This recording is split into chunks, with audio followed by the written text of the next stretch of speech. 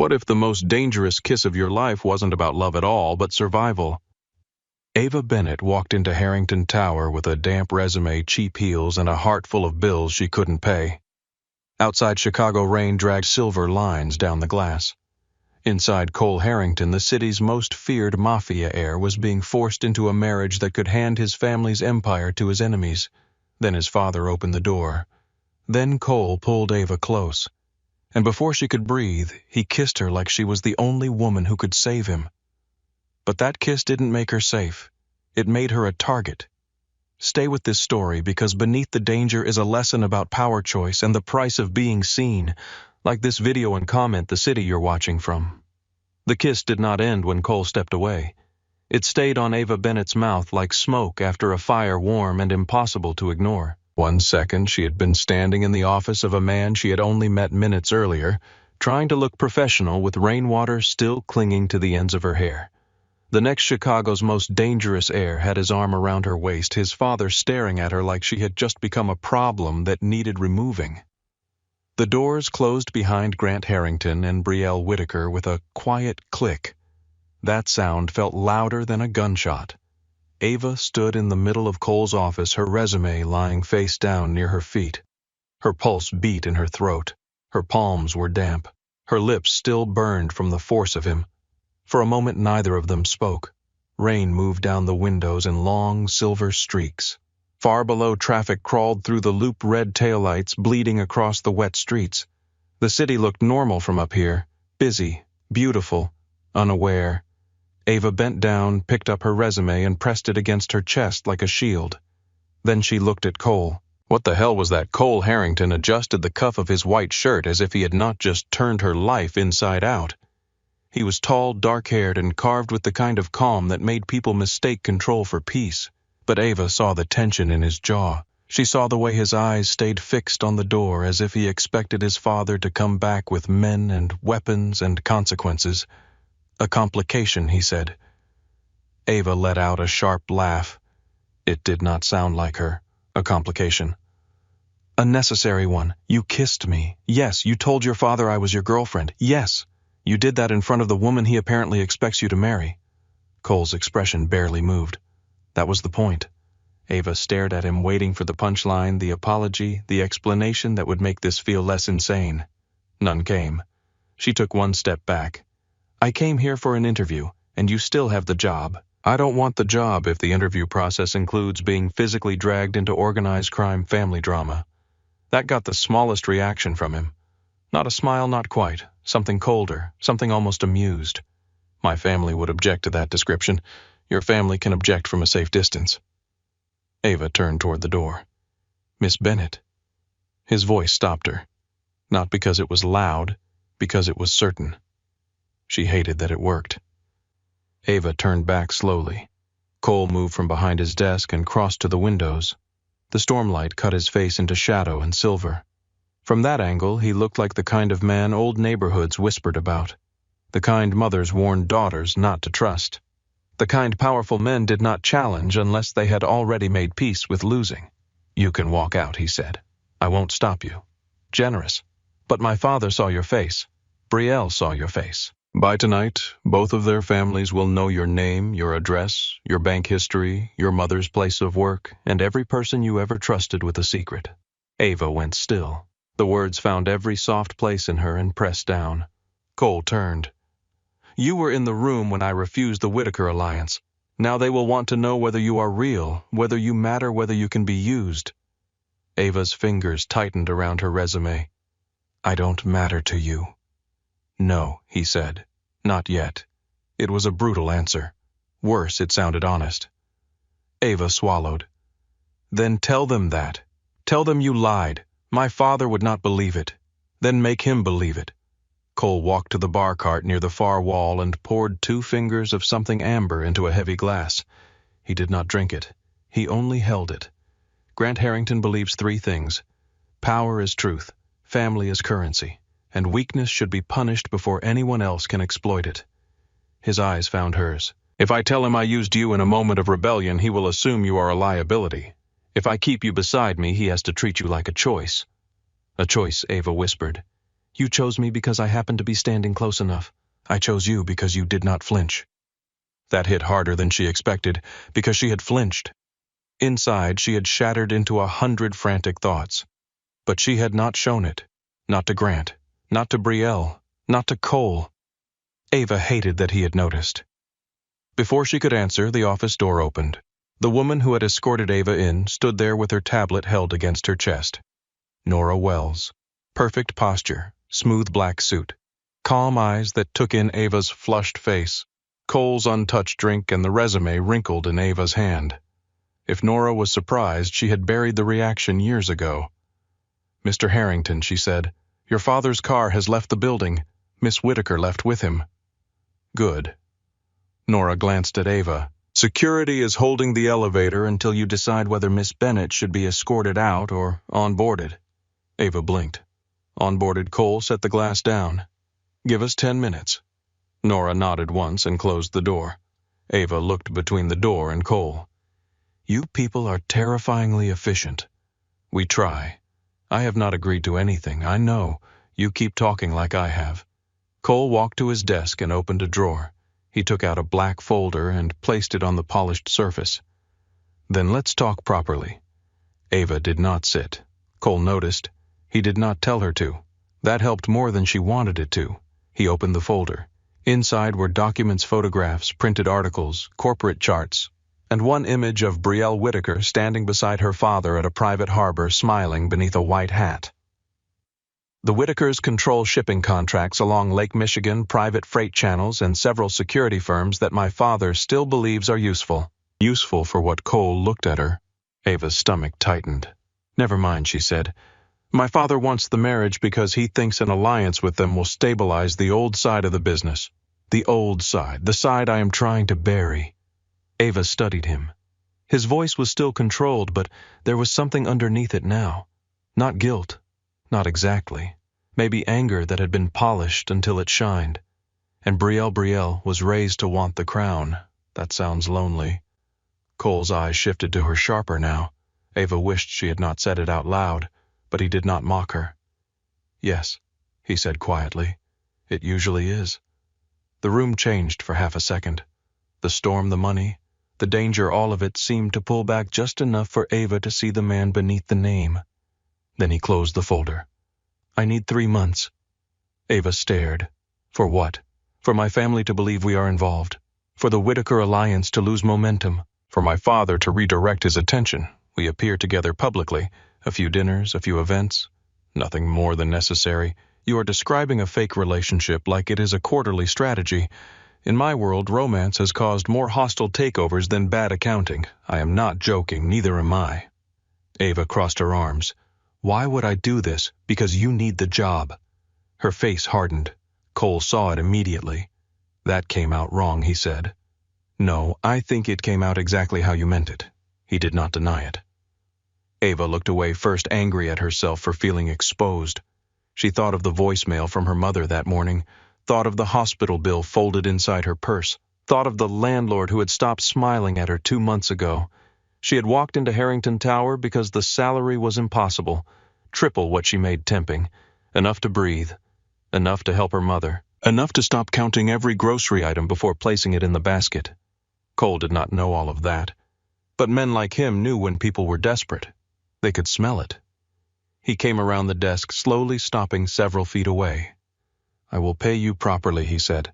"Triple the posted salary, a private security detail when needed, legal protection, full medical coverage for you and 1 dependent. At the end of 3 months, you receive a severance payment large enough to walk away and start over." Ava's heart gave one hard, traitorous beat. 1 dependent, her mother. She hated him for knowing exactly where to aim. "I want everything in writing, of course. And I am not sleeping with you, of course. Do not say of course like I am being quaint. You are not being quaint. And you do not touch me unless I agree." Cole's face shifted then. The arrogance did not leave, but something more serious entered. "After what happened today," he said, "that is fair. It is more than fair, you are right." The apology was not soft, it was not warm, but it was there. Ava breathed through her nose and tried to think. She should leave. Every sensible part of her knew it. Walk out, get on the train, go back to her apartment, Make soup from whatever was left in the cabinet, apply for 10 normal jobs, and pretend Cole Harrington had never kissed her. But his father had seen her. Brielle had seen her. And the money. God help her, the money mattered. Ava looked down at her resume.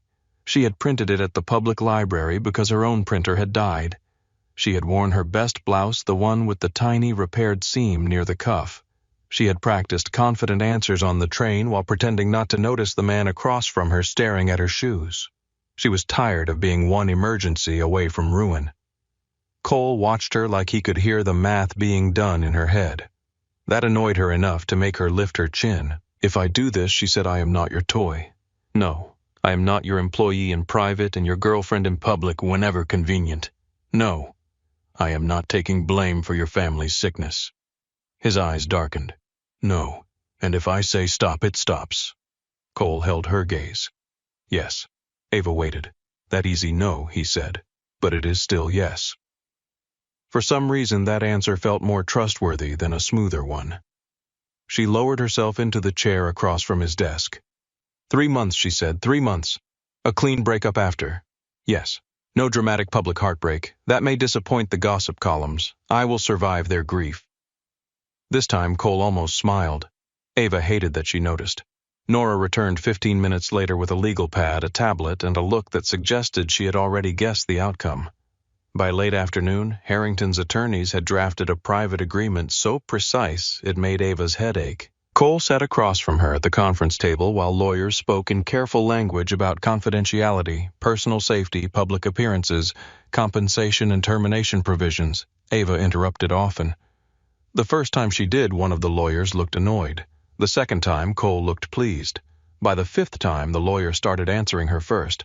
No intimacy clause, Ava said. The older attorney cleared his throat. We can phrase that as personal boundaries and non-coercive conduct. No, Ava said. Phrase it clearly. Cole leaned back in his chair. Use her wording. The attorney blinked. Her wording, yes.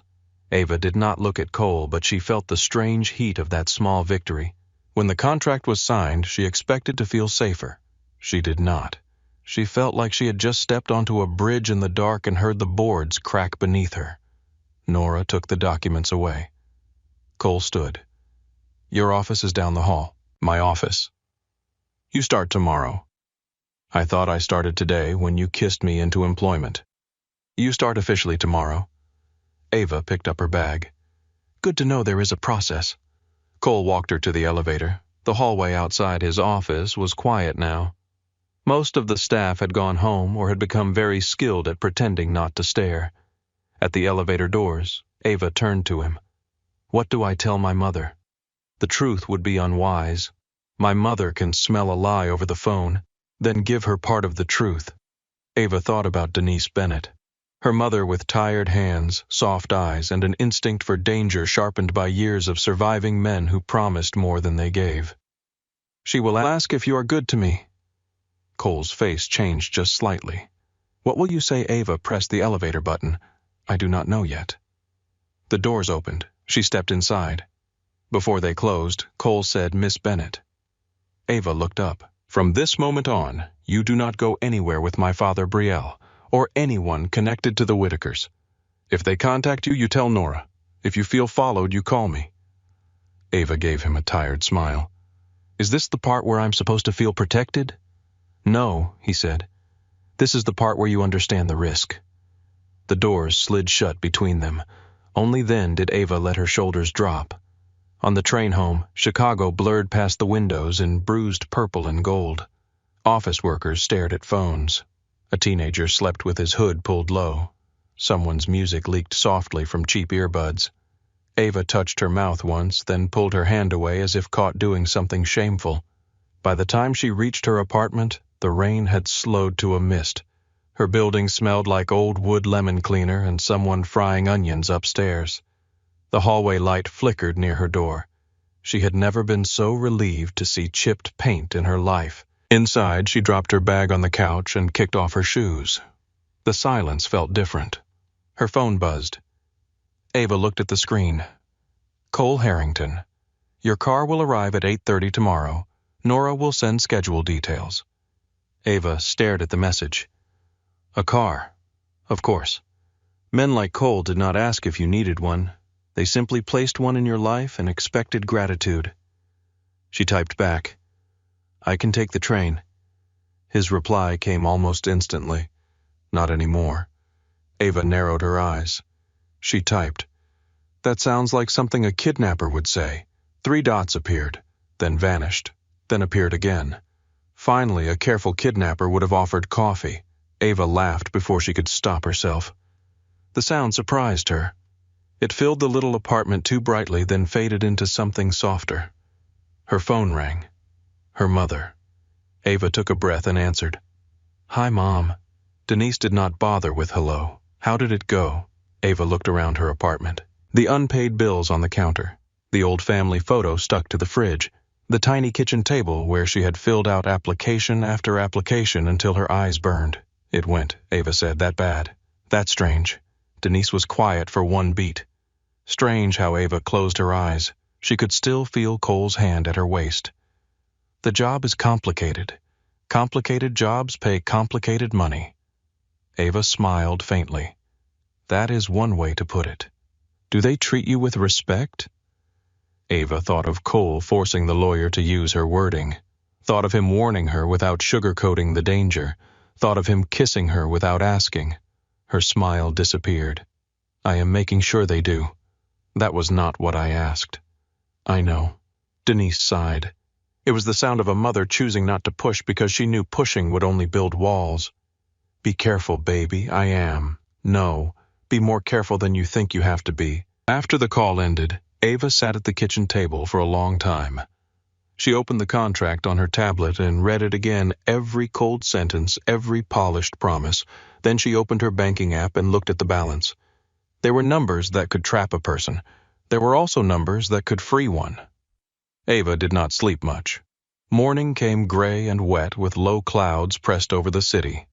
At 8:29, a black sedan pulled up outside her building. Ava watched from behind the curtain. A man in a dark suit stepped out and looked directly at her window. She stepped back. Her phone buzzed. "Driver is Marcus. He is safe," Ava typed back. "Does everyone around you look like they are about to testify in federal court?" Cole replied. "Only the cheerful ones." Against her better judgment, Ava smiled. At Harrington Tower, Nora met her in the lobby with a badge, a tablet, and a cup of coffee. "I did not know how you take it," Nora said, "so I guessed." Ava took the cup and sipped. "Black, strong, correct. That is unsettling." Nora's mouth curved. "I am good at my job. I am starting to see that." They rode up in the elevator together. This time Ava noticed more. The cameras in the corners. The guards who did not look like guards until they moved. The way employees lowered their voices when certain men passed. At the 47th floor, Nora led Ava to a small office down the hall from Cole's. It had a desk, a window, a computer, and a view of the river cutting through the city like dark glass. Ava stood in the doorway. "This is mine for now. What does that mean?" Nora set the tablet on the desk. Around here, people either rise quickly or disappear quietly. Ava looked at her. Nora did not blink. "Welcome to Harrington Holdings." The morning moved fast. Ava learned Cole's calendar, his preferred briefing format, the names of department heads, the meetings he accepted, the meetings he avoided, and the calls Nora said were never to be ignored. She also learned that half the company feared Cole, a quarter worshipped him, and the rest seemed to be waiting to see whether he would survive his own family. By noon, Cole called her into his office. He was standing at a wall screen filled with names and photographs. Ava recognized Grant, Brielle, Margaret, Caroline, several others she had not met. Cole handed her a folder. "You need to learn them." Ava opened it. "This looks less like family history and more like evidence. In this family, those are often the same." She sat without being asked this time. Cole noticed. Again that almost smile. He pointed to the screen. "Margaret Harrington. My grandmother. People call her Maggie if they want to die socially." Noted. She controls more influence than her official title suggests. "My father runs the old guard. I run corporate operations. She decides which one of us is allowed to keep breathing comfortably." Ava looked at the woman's photograph. Silver hair, black dress. Eyes like winter water. She looks kind, She is not. Good to know. Cole moved to the next photo. Caroline Harrington, my aunt, smarter than my father and less interested in proving it. Allie sometimes. That means no. That means sometimes. Ava wrote it down. The next hour became a crash course in wealth disguised as family loyalty. Cousins who controlled contracting firms, uncles who held political favors, board members who smiled in public and sharpened knives in private, Whitaker assets, Harrington rivals, old debts, new threats. Ava filled page after page. Cole watched her absorb it. You are taking this well. I am not taking it well. I am taking notes. That may be better. Ava looked up. Why did you not hire an actress? I did. Her pen stopped. Cole's eyes remained steady. 3 months ago. My father found out in 2 days, paid her twice what I did and sent her to Miami. Ava leaned back. You could have mentioned I was not your first fake girlfriend. She never made it to girlfriend. Comforting. She smiled too much when she was nervous. And I do what you get angry. Ava could not argue with that. Cole stepped closer to the screen, his voice lower now. Anger can be useful if you know where to put it. Is that Harrington advice? It is survival advice. The office phone buzzed. Nora's voice came through. Your grandmother is on line 1. The room changed. Cole looked at the phone for 1 second too long. Ava saw it. Not fear exactly, respect sharpened into caution. He pressed the button. Grandmother. The voice that filled the room was smooth, old, and cold enough to quiet the air. Cole, I hear congratulations are in order. Cole did not answer right away. Ava sat very still. Margaret continued. Your father tells me you have fallen in love. He tells stories when he is angry. And you kiss strangers when cornered. We are all imperfect. Ava pressed her lips together. Cole looked at her, warning in his eyes. Margaret's voice shifted. Is she there? Cole exhaled through his nose. Yes. Put me on speaker, she is working. I did not ask what she was doing. Cole pressed the speaker button. Ava stood before she realized she had moved. Mrs. Harrington, she said, this is Ava Bennett. A brief silence. Then Margaret said, At least you have manners. I had a mother who insisted. Good. Mothers are useful that way. Ava did not know what to do with that, so she said nothing. Margaret seemed to approve of silence.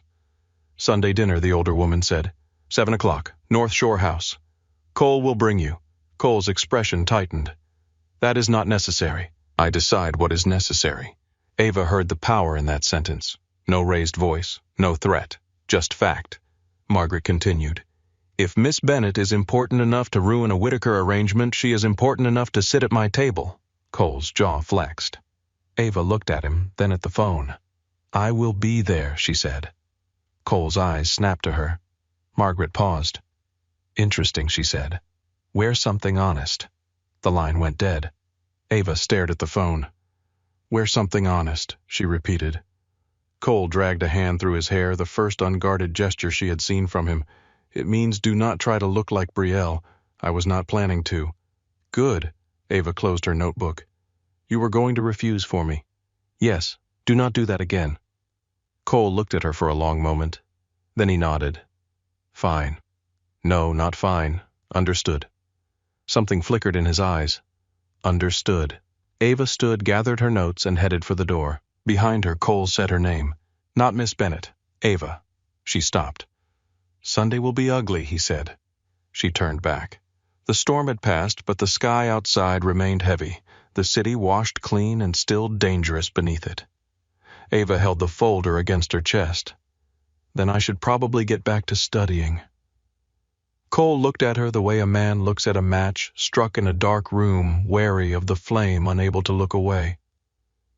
Down the hall, Nora was waiting with another stack of files, another list of names, another piece of the world Ava had agreed to enter, and somewhere on the North Shore, an old woman who frightened dangerous men had just made room for her at the table. By Sunday evening, Ava Bennett had memorized every name Cole had given her and trusted none of them. She stood in front of her closet with her hair pinned low at her neck, staring at the 3 dresses she owned, as if one of them might suddenly become armor. One was too plain. One was too bright. The black one had a loose thread near the hem, but it fit her well and did not try too hard. Wear something honest. Margaret Harrington's words had followed Ava for 3 days. Honest, as if honesty was fabric, as if the right dress could save a woman from a family that measured people like property. Her phone buzzed on the bed. Cole, car is downstairs. Ava looked at herself in the mirror. Simple black dress, small gold earrings from her mother, shoes she had polished twice. She did not look like Brielle Whittaker.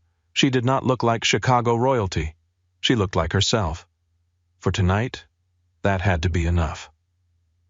The black sedan waited at the curb, its engine humming softly in the cold. Cole sat in the back, dressed in a dark suit with a gray tie, his hair pushed back from his face. The moment Ava slid inside, the air changed. He looked her over, not in the lazy way men sometimes did, but with care, like he was checking for cracks before sending her into a storm. "You look fine," he said. Ava settled her purse on her lap. "That is the kind of compliment women write songs about." A corner of his mouth moved. "You look like you. That better be an improvement." "It is." She glanced at him then, and for one dangerous second the city outside the window became quieter. Cole looked away first. The car pulled into traffic and headed north. Downtown Chicago fell behind them all, glass towers and wet pavement replaced slowly by darker streets, wider lawns, older houses hidden behind iron gates. Lake Michigan appeared through the trees, black and restless under the night sky. Ava watched the mansions pass. So she said, "Give me the rules again." Cole leaned back, but his shoulders stayed tense. "Do not accept a drink from anyone unless you saw it poured." Ava turned to him. That was not in the notes. It should have been. Comforting. "Do not let Brielle isolate you. She already tried that emotionally." "Does that count?" His eyes cut to hers. "I mean physically." Ava's fingers tightened around her purse. Cole noticed. His voice softened just enough to make things worse. "You are safe with me. That is not the same as being safe." "No," he said. "It is not." The honesty settled between them. She appreciated it. She hated it. A few minutes later, the car turned through a set of black iron gates. The Harrington estate rose at the end of a long drive, old stone walls glowing under warm lights, ivy clinging to one-side windows shining like watchful eyes. It looked less like a home than a place people inherited with secrets still buried under the floorboards. Ava drew a slow breath. Cole reached toward her hand, then stopped. She saw the restraint, so she placed her hand over his. Only for a second. "I am ready," she said. Cole looked at their hands, then at her face. No one ever is. Inside the house smelled of wood smoke, polished silver, and expensive flowers. A man in a black suit took Ava's coat without asking her name. Somewhere deep in the house, voices moved under the sound of piano music. Real piano, soft and old, drifting through the hallway like a memory no one wanted to discuss. Ava glanced at Cole. His face had gone still. "You play?" she asked quietly. "Not anymore." Before she could ask more, a woman's voice cut across the foyer. "Cole." Margaret Harrington stood near the entrance to the sitting room. She was smaller than Ava expected, but the room bent around her anyway. Silver hair swept back, black dress, pearls at her throat. She held a crystal glass in one hand and looked at Ava with the calm attention of a judge deciding a sentence. Cole walked forward and kissed her cheek. "Grandmother." Margaret did not look away from Ava. "And this is the storm you brought to my table." Ava stepped forward. "Ava Bennett, Mrs. Harrington." Margaret extended her hand. Her grip was light. Her eyes were not. "You are thinner than I expected." Ava blinked once. "I will try to eat more at dinner." Silence. Then Margaret's mouth curved just a little. Cole looked down as if hiding a reaction. Margaret released Ava's hand. "At least she answers." From the sitting room, Grant Harrington appeared with a drink in his hand and judgment already on his face. He wore a navy suit and the expression of a man who had never apologized without a lawyer nearby. Behind him stood Brielle Whittaker. Pale gold dress, soft waves of hair, red lips, and eyes that sharpened the moment they found Ava. Miss Bennett Grant said, "Mr. Harrington, how brave of you to come." Ava smiled politely. "I was invited. Some invitations are warnings." Cole's voice cooled. "Enough." Margaret lifted her glass. "Dinner is waiting. If you all insist on drawing blood, at least do it after the soup. The dining room could have held 30 people, Though only 12 sat at the table, Ava recognized faces from the files. Caroline Harrington with kind eyes and a cigarette voice. A cousin named Pierce who smiled too much. 2 uncles who watched Cole like investors watching a market crash. Brielle took a seat across from Ava with the ease of someone who knew exactly how expensive every chair was. Cole sat beside Ava. His knee brushed hers under the table. She told herself it meant nothing. The first course arrived something creamy in a white bowl garnished with green oil and tiny herbs. Ava picked up the correct spoon because she had spent 20 minutes watching etiquette videos in her apartment while eating toast over the sink. Grant noticed anyway. "Tell us, Ava," he said, voice smooth as a closed blade. "Where exactly did Cole meet you?" Ava felt every eye land on her. "At work," she said. Brielle smiled. "How romantic." "Most things are less romantic when they begin with paperwork," Ava said. Caroline laughed softly into her wine. Grant did not. "And before Harrington Holdings, I worked temp positions. Mostly administrative support, some bookkeeping." "Bookkeeping," Grant repeated as if the word had dirt on it. Ava set her spoon down. "It is where companies learn whether their stories match their numbers." Margaret looked at her over the rim of her glass. Grant's jaw tightened. "And your family?" "My mother works in patient services at Mercy South." "Your father?" Ava felt the question like a cold finger at the back of her neck. Cole shifted beside her. She answered before he could. "He left when I was 12. Brielle tilted her head with false sympathy. "That must have been difficult." It was Ava said.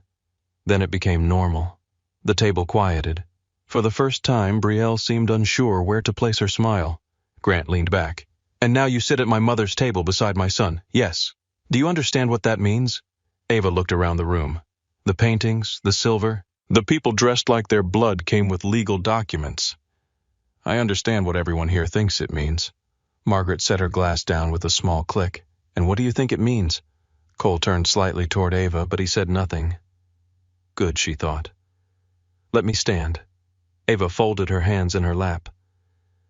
"I think it means your family has mistaken love for territory for so long that no one here knows how to ask a simple question without turning it into a test."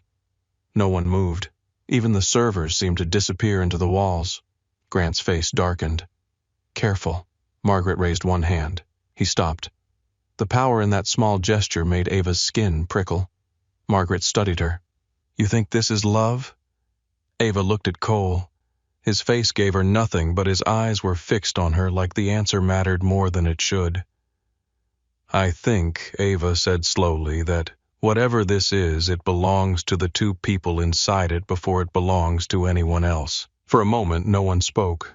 Then Caroline lifted her glass. "Well, that is the most interesting thing anyone has said at this table since Easter." Pierce snorted.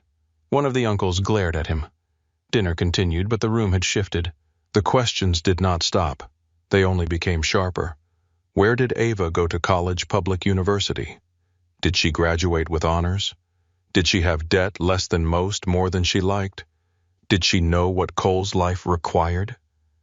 No, Ava answered honestly. "But I am learning." Brielle leaned forward. "Some women spend their whole lives learning this world." Ava met her eyes. Then they must be exhausted. Brielle's smile thinned. Or prepared. Prepared for what? To stand beside a man like Cole. Ava felt Cole go still. She looked at Brielle, then at the rest of the table. "That is the difference between us," Ava said. "You were raised to stand beside a man like Cole. I am still deciding whether Cole is the kind of man I would stand beside."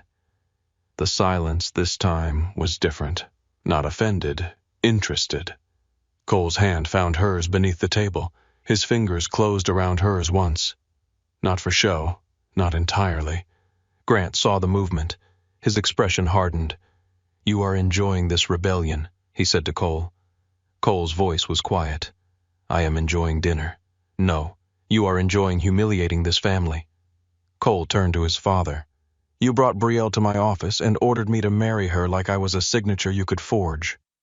Grant's eyes burned. "Because this family does not survive on feelings."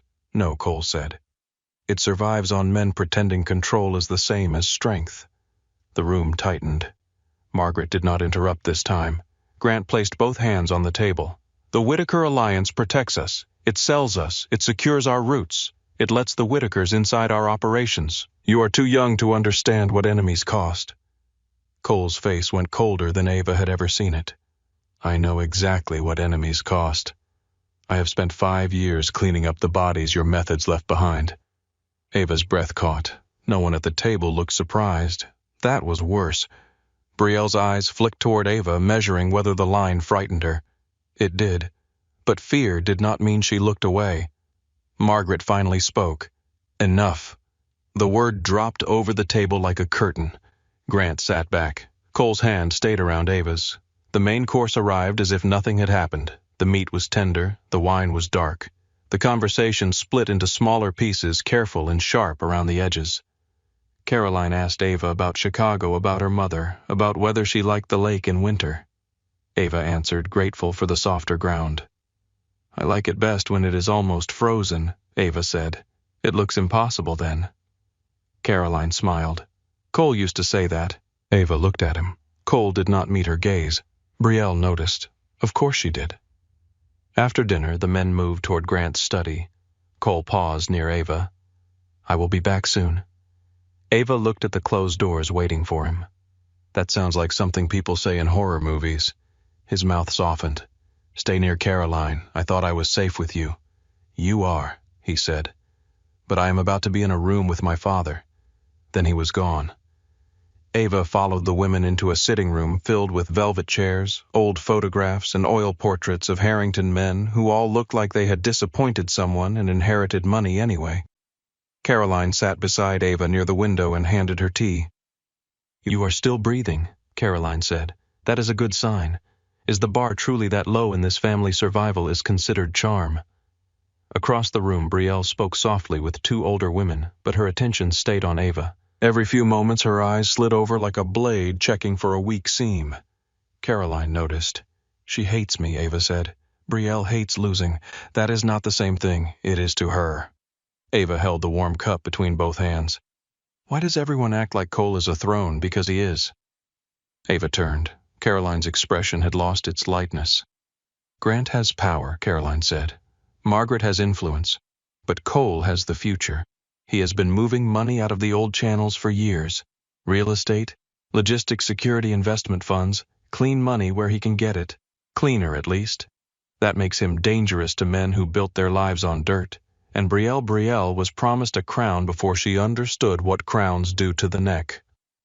Ava looked across the room. Brielle laughed at something one of the women said, graceful and brittle.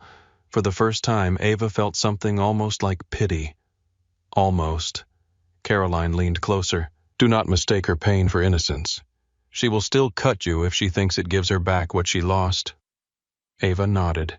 Before she could answer, Brielle appeared beside them. Caroline, may I borrow Ava for a moment? Caroline smiled. No. Brielle's expression flickered. Ava looked between them. It is fine. Caroline's hand closed briefly over Ava's wrist. A warning. Ava stood anyway. Brielle led her to the far side of the room near a tall window overlooking the dark gardens. For a moment, neither spoke. Then Brielle said, You did well at dinner. Ava looked at her reflection in the glass. That sounds painful for you to admit. It is not an admission. It is an observation. Then thank you. Brielle turned to her fully. Up close, she was even more beautiful, but less perfect. There was fatigue at the edges of her eyes, anger under the polish. You think they like you because you were honest, Brielle said. They do not. They like novelty. They like watching a new animal survive the first bite. Ava kept her voice calm. Is this advice? It is mercy. No, Ava said. Mercy usually costs less perfume. Brielle's smile vanished. There it is, Brielle whispered. The little spark Cole finds so charming. You should be careful with it. Why? Because men like Cole enjoy fire until it burns something they own. Ava's stomach tightened, but she did not move. Brielle stepped closer. You are not the first woman to mistake his attention for salvation. You are just the first one foolish enough to do it in front of his family. Ava felt the hit land. She let it land. Then she breathed through it. I do not need him to save me. Brielle's eyes sharpened. Then why are you here? Before Ava could answer, the study doors opened. The men returned. Grant looked furious. Cole looked carved from stone. His gaze found Ava immediately. Then Brielle standing too close. He crossed the room with measured steps. "Everything all right?" he asked. Brielle smiled again, perfect mask restored. Ava and I were getting to know each other. Cole looked at Ava. This time he did not answer for her. Ava held his gaze. "We were finished." Cole nodded. Margaret entered last, leaning on a cane Ava had not noticed earlier. The room quieted for her the way a church quieted for prayer. She looked at Ava. "Walk with me." It was not a request. Ava followed Margaret into a narrow gallery lined with family photographs. Cole moved as if to come with them. Margaret did not turn around. "Stay." Cole stopped. Ava was suddenly alone with the most powerful woman in the house. Margaret walked slowly, but not weakly. Her cane tapped softly against the polished floor. "You upset my son," she said. "I think your son was upset before I arrived." Margaret glanced at her. "Good. You noticed." They stopped before a photograph of a much younger Cole standing beside a grand piano. He could not have been more than 12. His hair was neater, his face thinner, but his eyes were the same. Watchful, guarded, already older than he should have been. Ava looked at the picture. "He played," she said. "Beautifully." "What happened?" Margaret's mouth tightened. "His grandfather died. Grant decided music was softness. Softness was dangerous. So the piano was removed." Ava stared at the boy in the photograph. Something in her chest hurt. Margaret watched her closely. "Pity is useless to him, I know." "Do you?" Ava turned. "I do not pity him. I am angry for him." Margaret's eyes changed. "Just slightly." "Anger can be useful," she said. "That seems to run in the family." For the second time that night, Margaret almost smiled. Then the smile vanished. "Understand something, Ava Bennett. My grandson is trying to change a machine that eats good intentions. He thinks if he is disciplined enough, ruthless enough, lonely enough, he can turn blood into clean water." Ava said nothing. Margaret stepped closer. "If you are a game, end it now. If you are afraid, leave while leaving is still simple. But if you stay, do not stay halfway. Half loyalty gets people killed." The words should have frightened Ava. They did. But beneath the fear, something steadier rose. "I have never had the luxury of doing anything halfway." Margaret held her gaze for a long time. At last she nodded once. "Then we will see." When Ava returned to the sitting room, Cole was waiting near the doorway.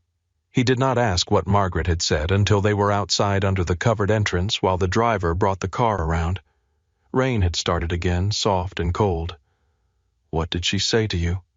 Ava looked at the dark garden, the stone house, the windows glowing behind them. "She told me not to pity you." Cole went still. Ava turned to him. "I do not." His voice was low. "Good. She also told me you are trying to change something that may crush you." Cole looked out at the rain. "She has a talent for cheerful conversation." "Is it true?" He did not answer right away. The car arrived, headlights washing over the whetstone. Finally, Cole said yes. On the ride back to the city, the silence between them felt different from the silence on the way there. Less like strangers guarding secrets. More like two people sitting beside a door neither one knew how to open. Ava watched his reflection in the window. "The piano," she said. Cole's jaw tightened. "She showed you. She showed me a photograph." A long pause. "I was good," he said. The admission was so quiet she almost missed it.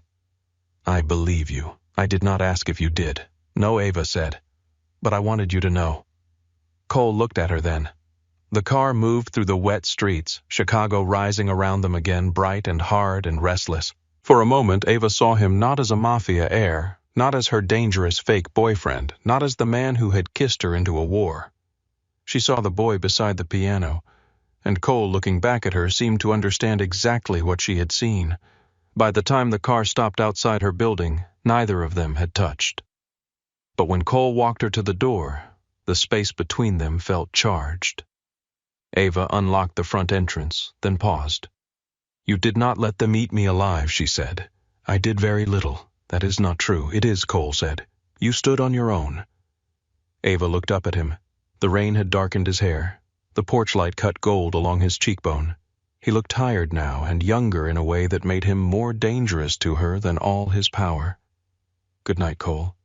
His name changed the air. He heard it too. "Good night, Ava."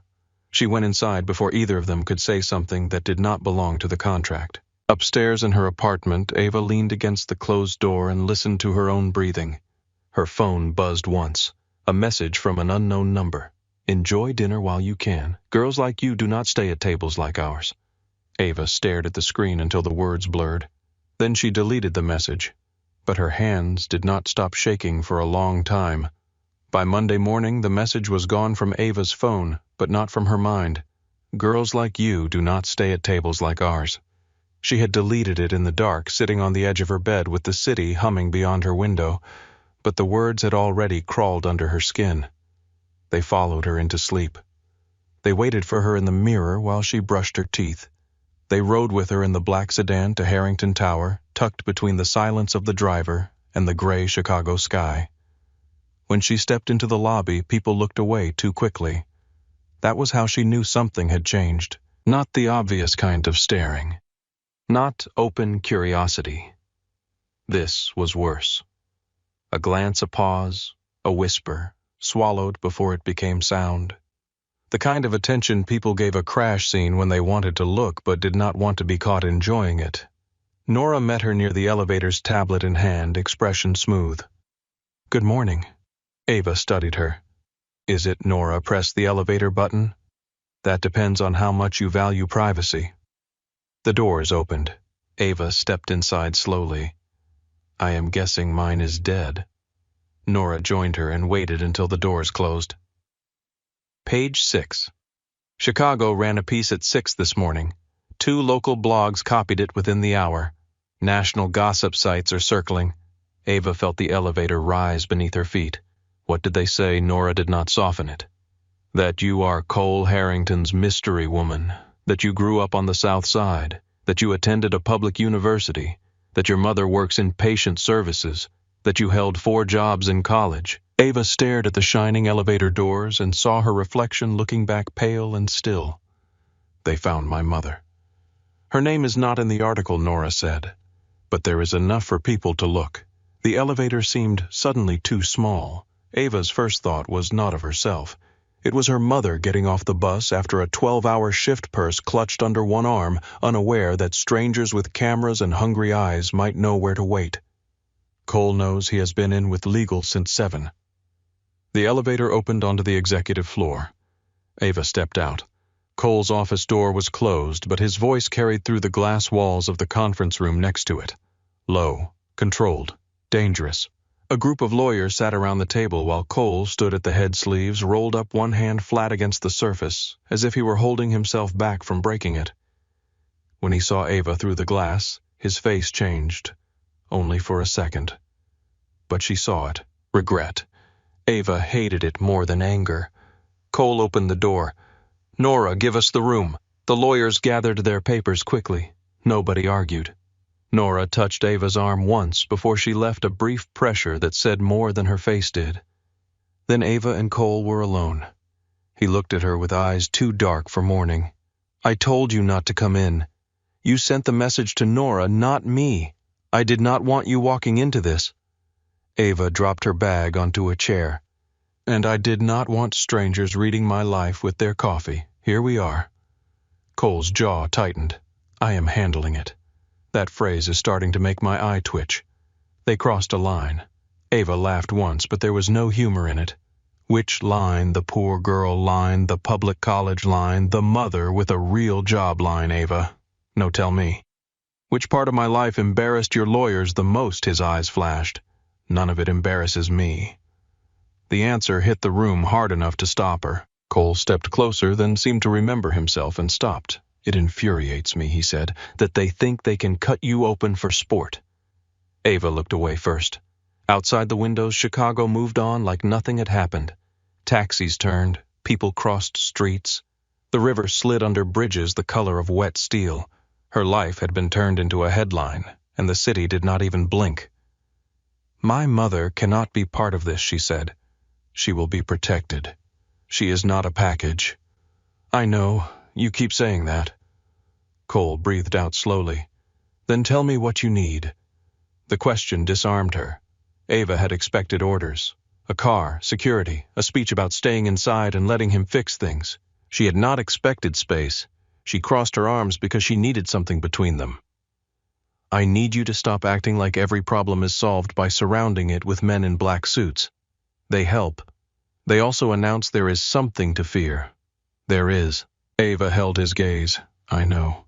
The silence that followed had weight. Not the cold silence from the first day, not the careful silence from the car after Margaret's dinner.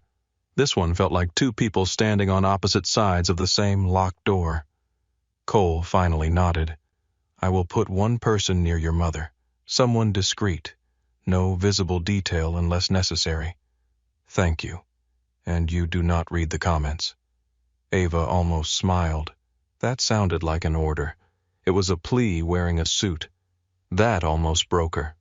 Almost. She looked at him. Really looked. The perfect hair had lost its shape from his hand running through it. His tie was loosened. His eyes were tired in a way power could not hide. You blame yourself, she said. Yes, good. His gaze sharpened. Ava stepped closer. You should. You pulled me into this. But if you drown yourself in guilt, you become useless to me. Something in Cole's face shifted. Surprise first, then something warmer. You have a strange way of accepting an apology. I have not heard one yet. He looked down, then back at her. I am sorry. Ava felt the words settle. Not enough to fix anything, enough to matter. Before she could answer, her phone rang. Mom. Ava closed her eyes. Cole saw the screen. Take it in my office. I will give you privacy. No, Ava said. She answered where she stood. Hi, Mom. Denise Bennett's voice came through tight and scared. Ava, baby, there are people outside my building. Ava's stomach dropped. Cole moved instantly, phone already in his hand. What kind of people? A woman with a camera. A man asked Mrs. Alvarez if I was your mother. What is happening? What is this thing online? Ava turned away from Cole, but there was nowhere to hide.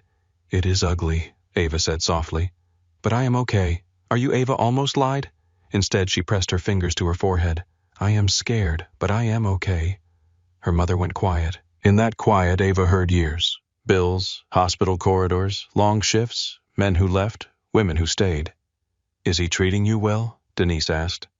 Ava looked at Cole. He stood near the window, speaking softly into his phone, his eyes fixed on her as if her answer mattered more than anything happening on the other line. Yes, Ava said. He is trying. Denise exhaled. Trying is not the same as doing. I know. Do not let a rich man make danger look like love.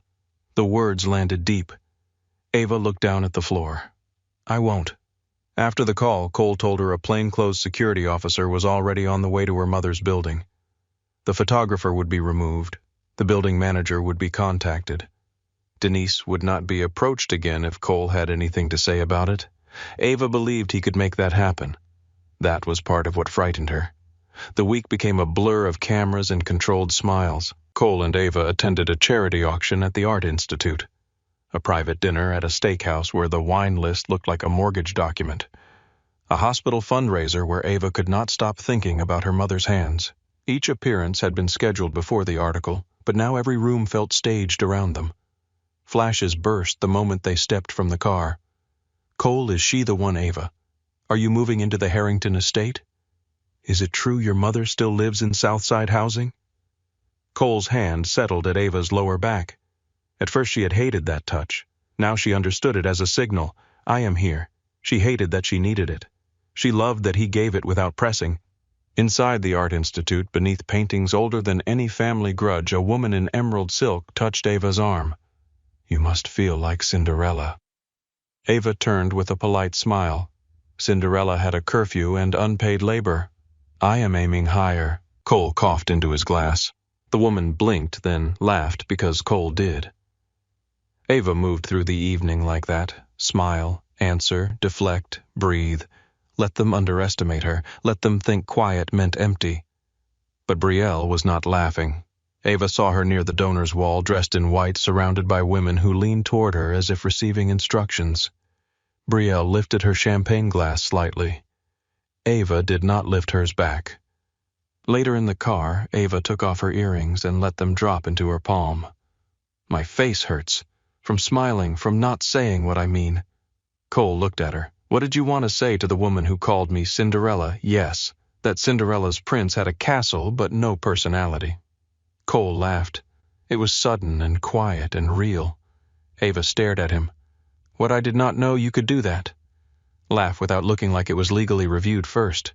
The laugh faded into something softer. Cole watched her in the passing streetlights, and for a moment the air in the car felt too warm. You were good tonight, he said. Ava looked out the window. I was useful. No. She turned back. He seemed to search for the right word and hate that he needed one. You were yourself. That should not have meant as much as it did. The car pulled up outside a private restaurant near River North before she could answer. The final dinner of the week was with investors who wanted reassurance that Cole was not distracted by scandal. Ava sat beside him through 2 hours of careful questions disguised as jokes. One man with silver hair and a pink face smiled over his steak. You have to admit, Cole, she is a surprising choice. Ava felt Cole's hand tighten around his fork. She touched his knee under the table once. A warning. Let me. She turned to the man. Most good choices are surprising to people who were not invited to make them. The man's smile froze. Cole lifted his glass. Exactly. By the time dinner ended, the rain had returned. Ava stepped outside first, breathing in the cold air like freedom. Her heels hurt. Her ribs felt tight from holding herself together. Cole was behind her, speaking briefly to the restaurant owner. Then a voice came from the shadows. You are getting better. Ava turned. Brielle stood beneath the awning of the neighboring building, red coat bright against the dark street. No entourage, no smiling women, no champagne glass, just Brielle, polished and furious. Ava's pulse jumped. Cole stepped beside her. Leave. Brielle did not look at him. I am not here for you. Too bad. Ava touched Cole's arm. It is fine. His eyes cut to her. No, I said it is fine. Brielle watched the exchange with a small, cruel smile. Does he always decide which rooms you can enter? Ava felt that one hit exactly where Brielle meant it to. She stepped away from Cole. What do you want to talk? Cole's voice dropped.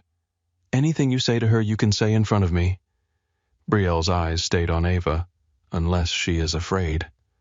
Ava was afraid. That was not the same as being unwilling. She walked toward the side of the building beneath a narrow strip of light where rain dripped from the edge of the awning. Brielle followed. Cole did not, but Ava felt him watching. Brielle stopped close enough for Ava to smell her perfume, soft and expensive and cold. You are enjoying this, Brielle said. Ava gave a tired laugh. Being publicly dissected, it has been a dream. You enjoy being chosen. The words scraped. Ava lifted her chin. Do you? Brielle's face changed. There she was, the real woman under the polish. Rage, hurt, something older than both. You think you understand him because he lets you see his wounded little artist side. Ava said nothing. Brielle smiled. Yes, I heard about the piano. Margaret likes that story. It makes Cole seem tragic instead of dangerous. He can be both. He is a Harrington. He is not yours. He never will be. Ava looked past Brielle at the wet street, at the reflections of headlights trembling in the puddles. You keep saying that like he belongs to you. No, Brielle said. He belongs to his name. That is what you do not understand. Men like Cole can rebel. They can play at tenderness. They can bring home girls with sad eyes and brave mouths. But when the world closes in, they choose blood. Ava's throat tightened. Brielle stepped closer. And if he does not, the blood chooses for him. Ava thought of Grant, Margaret, the board members, the messages, her mother's frightened voice. She thought of Cole asking what she needed. He is trying to change, Ava said. Brielle laughed softly. Change is a bedtime story poor girls tell themselves when rich men make them feel special. The words were vicious because they had weight. Ava did not answer quickly. She let the silence stretch until Brielle's smile began to strain. Then Ava said, You are not angry because I believe in him. Brielle's eyes narrowed. You are angry because part of you does too. The slap did not come. For 1 second Ava thought it might. Instead, Brielle's voice dropped to a whisper. I was raised for this. Every dinner, every lesson, every dress, every introduction. My whole life has been pointed at that family like a loaded gun. Then you walk in with your library-printed resume and your cheap shoes, and suddenly he wants a choice. Ava felt the anger in her chest loosen into something more complicated. Brielle was still cruel, but she was also trapped inside a cage someone had painted gold. That is not my fault, Ava said. No, Brielle whispered. But you are still in my way. Cole's voice cut through the rain. Enough. He stood a few feet away, his face dark. Brielle's straightened mask snapping back into place. How touching, she said. The king comes running. Cole did not look at her like an ex. He looked at her like a threat. You fed the article. Brielle's mouth curved. Prove it. I will. And when you do, what then? You sue a blogger. Threaten my father, burn another bridge, because this one makes you feel noble. Cole stepped closer. The street seemed to quiet around him. If your family comes near Ava or her mother again, every private document I have on the Whitaker Freight Network goes to federal investigators before breakfast. Brielle went pale. Ava stared at him. That was not a bluff. She knew it from Brielle's face. You would not, Brielle said. Cole's voice was soft. Try me. For a moment, Brielle looked young, younger than her dress, her lipstick, her name. Then hatred returned and hardened everything. You will regret this. Cole's eyes did not move. Get in line. Brielle turned and walked into the rain, her heels striking the sidewalk like small shots. Ava let out a breath she had not known she was holding. Cole faced her. Are you hurt? No. Did she touch you? No. What did she say? Ava rubbed her hands over her arms. The usual. I do not belong. I am temporary. You will choose blood when it matters. Cole's expression changed. Look at me. Ava did not want to. She did anyway. His eyes were fierce, but the anger was not aimed at her. You are not temporary. Ava's chest tightened. Do not say things because you are angry. I am angry because it is true. Cole, I do not know what to call this, he said. I know how it started. I know I used you. I know I should have found another way. But when you walk into a room now, I look for you before I look for exits. The words landed too deep. Rain tapped against the awning. Cars hissed past on the wet road. Ava wanted to step into him. Instead, she stepped back. Not tonight. Pain crossed his face so quickly she almost missed it. Ava forced herself to continue. Not after her. Not after the article. Not while I cannot tell which parts of this are real and which parts are damage control. Cole swallowed. Then he nodded. Okay, that one word nearly broke her. Because he listened. He did not argue. He did not take. He did not turn tenderness into pressure. He walked her to the car in silence and then to her building after the ride home. At her door, he stayed 2 steps back. Good night, Ava. She wanted him closer. That was why she went inside. The next morning her phone had 17 missed calls, 3 from Nora, 2 from Cole, 1 from her mother, the rest unknown. Ava sat up, heart already racing. A text from Cole was at the top. Do not go outside, call me, she called. He answered on the first ring. Lock your door. It is locked. What happened? A pause, then, they published your address. The room tilted. Ava got out of bed and crossed to the window. Down on the sidewalk, 2 people stood near her building entrance. One held a camera. Another looked up at the windows. Her mouth went dry. Cole's voice stayed steady, which meant he was furious. Security is 2 minutes away. Do not open the door for anyone. Ava backed away from the window. Her phone buzzed while she was still on the call. Unknown number. Then another, then another. Messages began filling the screen. Gold digger, run while you can. He will get bored. Southside trash. Your mother should be ashamed. Ava sat on the edge of the bed and stared until the words became shapes. Cole said her name. She realized she had stopped breathing properly. I am here, she whispered. I am coming. No. Yes, Cole, no, I am already in the car. The line went dead. Security arrived first. 2 men in plain clothes cleared the front entrance and moved the photographers back.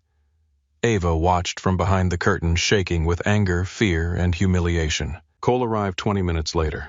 He did not knock like a man used to being invited. He knocked once and waited.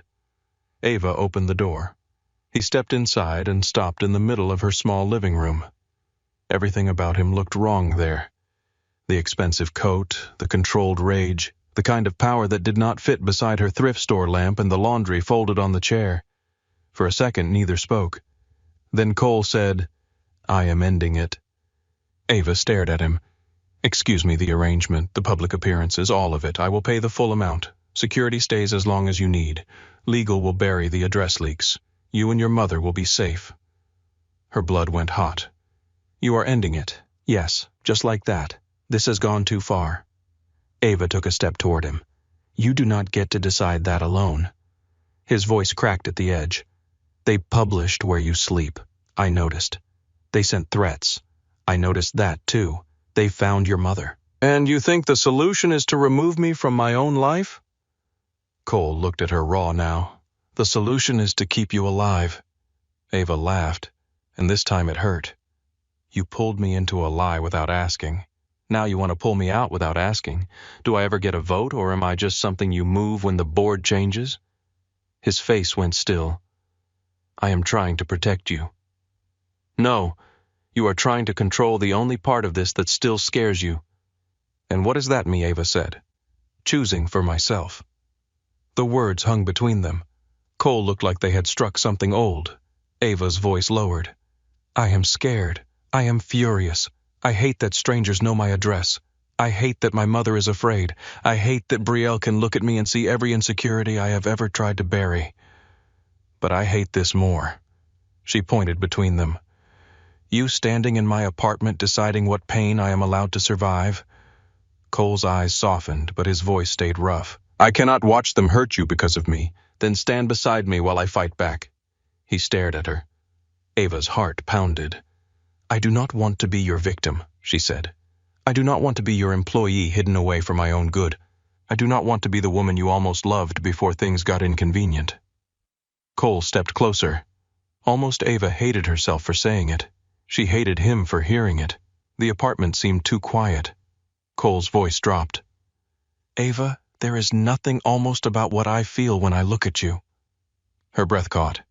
He took another step, then stopped, giving her the distance. Always the distance now. "I do not know how to do this cleanly," he said. "I was raised by men who turned affection into leverage and fear into language. But I know this. I do not want you gone. I wanted to end it because I thought losing you safely was better than keeping you in danger." Ava's eyes burned. "And now I am asking." That broke something open in her.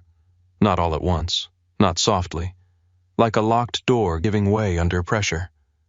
Ava crossed the room until only a breath remained between them. "If this is real, I am not your shield. No, I am not your weakness. No, I am not standing behind you while you make decisions in rooms I am not allowed to enter." Cole held her gaze. "No," he said. "You stand beside me." Ava looked at his mouth, then back at his eyes. "No more contracts, no more contracts, no more saving me without asking. I will try harder." For the first time that day, Cole smiled. It was small, tired, and completely real. "Yes, ma'am." Ava kissed him first. It was not like the kiss in his office. That kiss had been a weapon, a lie, dressed as possession. This one was slower, trembling at the edges, full of everything neither of them knew how to say without ruining it. Cole did not grab her. He waited. Ava stepped closer, and only then did his hands come to her waist, careful and reverent, like she was not glass but something burning he had finally learned not to smother. When they pulled apart, his forehead rested against hers. Outside, cameras still waited behind security lines. Articles still spread. Brielle still hated her. Grant Harrington still existed somewhere in the city, turning his anger into strategy. But inside that small apartment, with rain tapping against the window and Cole breathing like a man who had almost lost something he had no right to claim, Ava made her choice. "We fight back," she whispered. Cole's hand tightened gently at her waist. "Together," he said. Ava nodded because the word no longer sounded like a promise made for her. It sounded like one made with her. Together was a small word for the kind of war waiting outside Ava's apartment. By the time the rain stopped, Cole's legal team had already forced 2 gossip sites to remove her address. Nora had arranged a new phone number for Ava's mother. Security had cleared the sidewalk below. The cameras were gone, but Ava could still feel them ghost lenses pressed against the glass, hungry for a crack in her face. Cole stood by her kitchen counter jacket, off sleeves rolled to his elbows, speaking quietly into his phone. Ava watched him from the couch. This was the man Chicago feared, the heir with the cold eyes, the son of Grant Harrington, the name people said in lowered voices.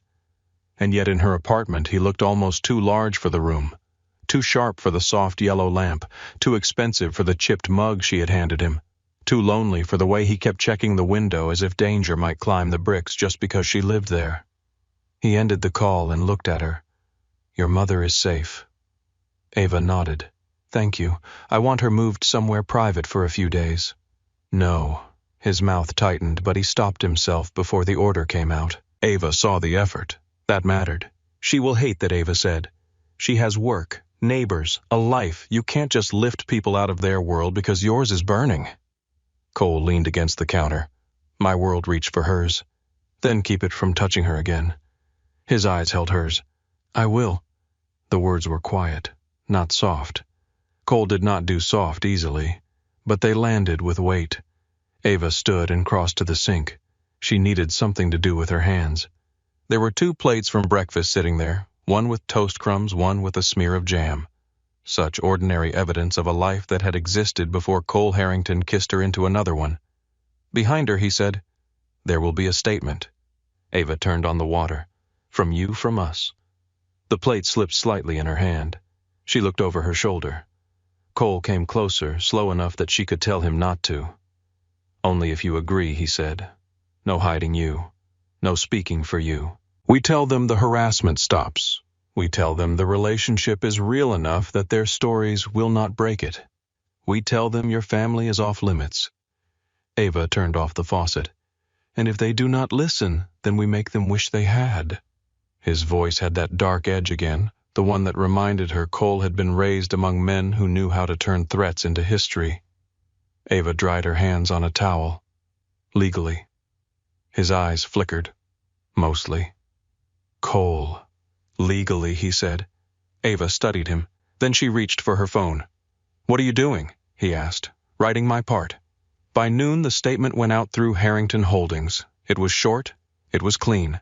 It said Cole Harrington and Ava Bennett were in a private relationship, that the publication of personal information had placed innocent people at risk, and that any further harassment of Ava or her family would be met with immediate legal action. Then Ava added 1 paragraph of her own. "My background is not a scandal. My mother's work is not a weakness. My education is not a flaw. I will not apologize for coming from a life where people work hard, pay bills, and keep going when nobody is watching." Cole had read it once in silence. Then he said, "That stays." The statement spread through the city faster than rainwater down a gutter. Some outlets backed off. Others sharpened their knives. By mid-afternoon, Ava's name was trending across local feeds. Half the city called her brave. Half called her manipulative. A few people posted old photographs from her college days and circled her shoes as if cheap leather could prove bad character. Ava stopped reading after 10 minutes. Cole noticed and did not take the phone from her. He simply held out his hand. She gave it to him. "Growth," she said. He placed the phone on the coffee table. Painful. She almost smiled. That evening, Margaret Harrington called. Cole answered on speaker because Ava was sitting beside him and because they had agreed that beside meant beside. "Grandmother." Margaret's voice entered the room like cold smoke. "You made a public mess." Cole looked at Ava. "It was already public. You made it official." Ava wrote the best part. A pause.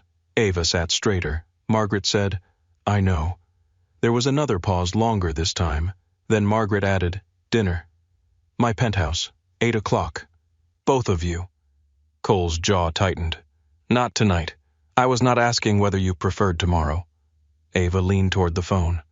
"We will be there." Cole turned to her. Margaret said, "Good. Wear something you can breathe in." The line ended. Ava stared at the phone. "Your grandmother has a talent for making invitations sound like sentencing. She practices.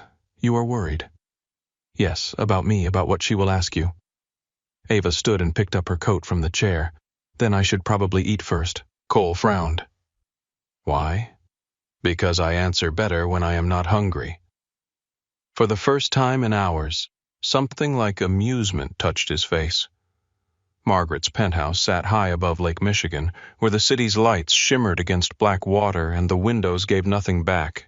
There were no bodyguards inside, no servers, no family audience, just Margaret in a charcoal dress pouring wine at a table set for 3.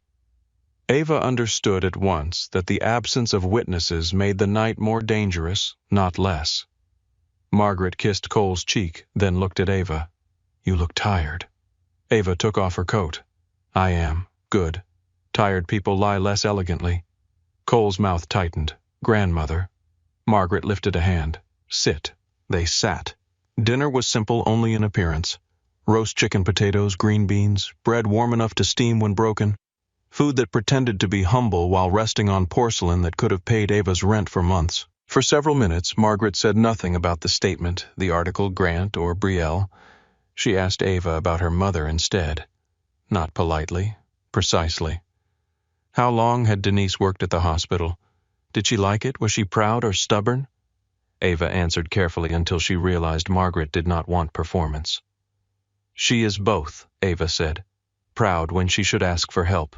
Stubborn when she is scared, kind even when people do not deserve it. Margaret cut into her chicken, and Ava looked up. I am trying not to be the first to. Margaret almost smiled. Cole watched them both quiet and tense. At last Margaret set down her fork. Tell me what you want from my grandson. Cole's eyes hardened. Ask me. I know what you think you want, Margaret said without looking at him. I am asking her. Ava sat back. The city glowed beyond the window. Down there, people moved through ordinary problems. Groceries, parking, weather. Love that did not require legal teams. She looked at Margaret. I want him to stop deciding that love means standing between me and everything dangerous. Cole went still. Margaret's eyes sharpened. Not money, no. Not position, no. Not protection, Ava breathed out. Protection is not the same as control. I want him to learn the difference. Margaret glanced at Cole then. That may take work. I know. And what will you give in return? Ava felt the question settle deep. I will not worship him, she said. I will not fear him just because others do. I will tell him the truth when it costs me something. And if he is really trying to make his family better, I will help where I can. Margaret leaned back. Careful, child. Men like Cole are heavy to love. Cole's face closed. Ava looked at him, then back at Margaret. I know, but so are women like me. Something passed across Margaret's face too quickly to name. The rest of dinner became quieter. Margaret asked about the statement. Ava admitted she wrote the paragraph about her mother because she was angry and afraid. Good, Margaret said. Ava blinked. Good fear tells you where the knife is. Anger tells you whether to pull it out. Cole rubbed a hand over his face. You wonder why the family's like this. Margaret ignored him. When dinner ended, she led them to the sitting room. The lake filled the windows like a dark field. For a while, the only sound was the soft clink of Margaret setting down cups of coffee. Then her phone rang. She looked at the screen and did not answer. Cole saw the name. My father, Margaret, placed the phone face down. He has been calling all evening. Why, because tomorrow morning he is calling an emergency board session. The room cooled. Ava looked at Cole. His expression had gone blank, which she was learning meant the damage had reached the bone. Margaret continued. He claims your personal conduct has created instability. He claims the Whitaker alliance is at risk. He claims your judgment is compromised. Cole stood. How many votes? 4 certain. 3 uncertain. He needs 7. Yes. Ava set down her cup. What happens if he gets them? Neither answered quickly. That was enough. Cole looked at the lake. He removes me as chief executive. He takes control of Harrington Holdings. Every clean channel I built becomes decoration over the old machinery. Ava's stomach tightened. Margaret watched him. Grant believes fear is efficient. He has never cared what it costs. Cole turned. And you, Margaret, did not flinch. I care what survives. The word struck him. Ava saw it. He gave a short laugh without humor. That sounds like a no. It sounds like I am waiting to see whether you are still thinking like a son trying to defy his father, or a leader prepared to defeat him. Cole's face hardened. Ava stood. Then we need documents. Both Harringtons looked at her. Ava lifted her chin. Grant is not making this move because of gossip. He is using gossip because something else is ready. If the Whitaker alliance is his argument, then there is paperwork behind it. Margaret's eyes changed. Cole stared at Ava as if she had just opened a door in a wall he had not noticed. She is right, Margaret said. Cole was already reaching for his phone. They went back to Harrington Tower instead of Ava's apartment. By the time they arrived, the building was half dark, but Nora was there in the executive conference room with coffee files and the expression of a woman who had expected disaster and dressed accordingly. Your father's office sent preliminary board materials at 6:40, Nora said. They are pretending that is normal. Cole took the folder. It is not. No. Ava removed her coat and sat at the table. Nora placed a stack of documents in front of her. Ava looked up. What are these Whitaker agreements? Drafts, revisions, side letters, freight schedules, logistics, projections, security memoranda. Ava stared at the mountain of paper. Nora's eyes were calm. You have a bookkeeping background. I was not expecting it to become combat training. Most useful skills do not announce themselves. Cole looked at Ava. You do not have to do this. Ava opened the first folder. Please stop saying that. He sat across from her. For hours, the room filled with paper coffee and the low hum of the city beyond the glass. Cole read board materials. Nora cross-checked votes.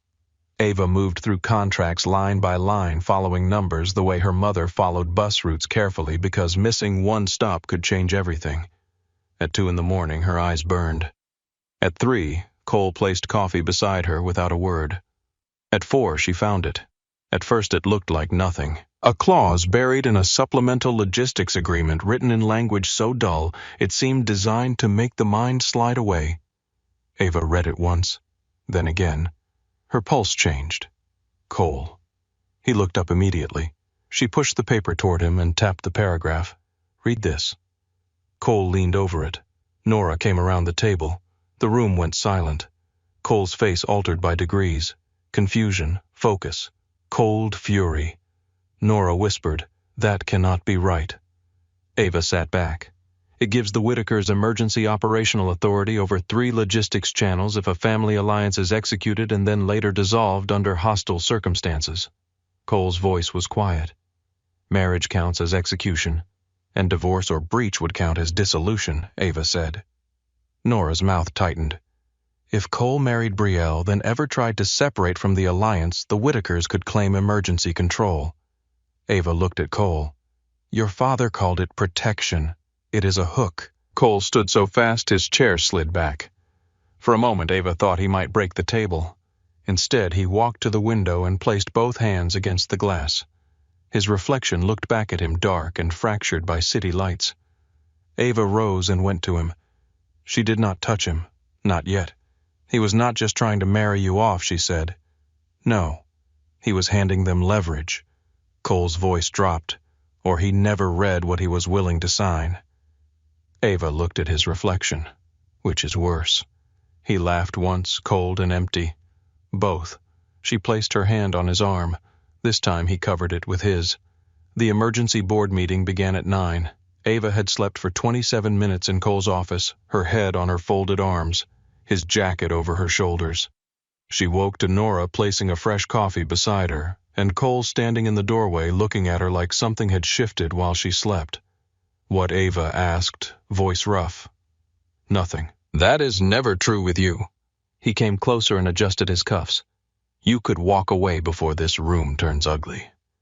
Ava stood his jacket sliding from her shoulders into her hands. Cole, I know, he said. I am trying to be respectful, not repetitive. Work harder. A real smile flickered. Then it was gone. The boardroom sat on the top floor, surrounded by windows and gray morning light. Chicago stretched beneath them hard and glittering as if the city itself had come to watch. Grant Harrington sat at the head of the table. He looked rested. That insulted Ava most. Brielle was not there, but her father was. Walter Whitaker, silver-haired, smooth-faced, with eyes that never seemed to settle on anything long enough to be honest. Margaret sat near the far-end cane, resting beside her chair. Cole entered with Ava on his left and Nora behind him. The room noticed. Grant's gaze landed on Ava. "Is this necessary?" Ava answered before Cole could. "No, but I am here anyway." Margaret looked down at the table. It might have been approval. Grant ignored her. The meeting began with formal language: corporate stability, fiduciary concerns, reputational damage, investor anxiety, operational continuity. Ava listened as men wrapped greed in clean words. Grant stood after 20 minutes and placed both hands on the table. "My son has allowed a personal obsession to compromise decades of family strategy. He has rejected a stabilizing alliance, invited scandal, and placed sentimental preference above the company's future." Cole sat very still. Grant continued, voice growing harder. "Harrington Holdings cannot be run by impulse. It cannot be directed by a man distracted by a woman whose presence has already cost us political capital, press confidence, and the Whitaker Agreement." Ava felt the room turn toward her. Cole started to rise. Ava placed 2 fingers on his wrist. "Not yet." Grant saw the movement and smiled faintly. "There it is," he said. "The problem in plain sight." Cole's voice went soft. "Careful. No, let us be honest. Miss Bennett may be charming in whatever room she came from, but she is not qualified to influence decisions at this level." Ava stood. Cole looked up at her, then leaned back. The smallest surrender, the largest trust. Ava gathered the printed clause from the folder in front of her. "You are right about one thing, Mr. Harrington. I did not grow up in rooms like this." Grant's smile sharpened. Ava walked to the screen at the front of the boardroom. "I grew up in rooms where people read bills closely because one hidden fee could mean the lights went out. I worked in offices where numbers had to match because nobody was rich enough to hide mistakes under another company name. So maybe I do not know all your traditions." She placed the document under the camera. The clause appeared on the screen behind her. "But I know a trap when I read one." The room shifted. Walter Whitaker's face did not move, but his hand closed around his pen. Cole watched him. Ava continued. "This supplemental agreement grants emergency operational authority to Whitaker-controlled entities over 3 Harrington logistics channels under certain conditions tied to a formal family alliance. In plain English, if Cole married Brielle and later tried to unwind that alliance, the Whitakers could claim control over parts of the company's transport network." One board member leaned forward. Another reached for his copy. Grant's face darkened. "You are misreading complex language." Nora stood. "She is not." Cole rose then. "No," he said. "She is not."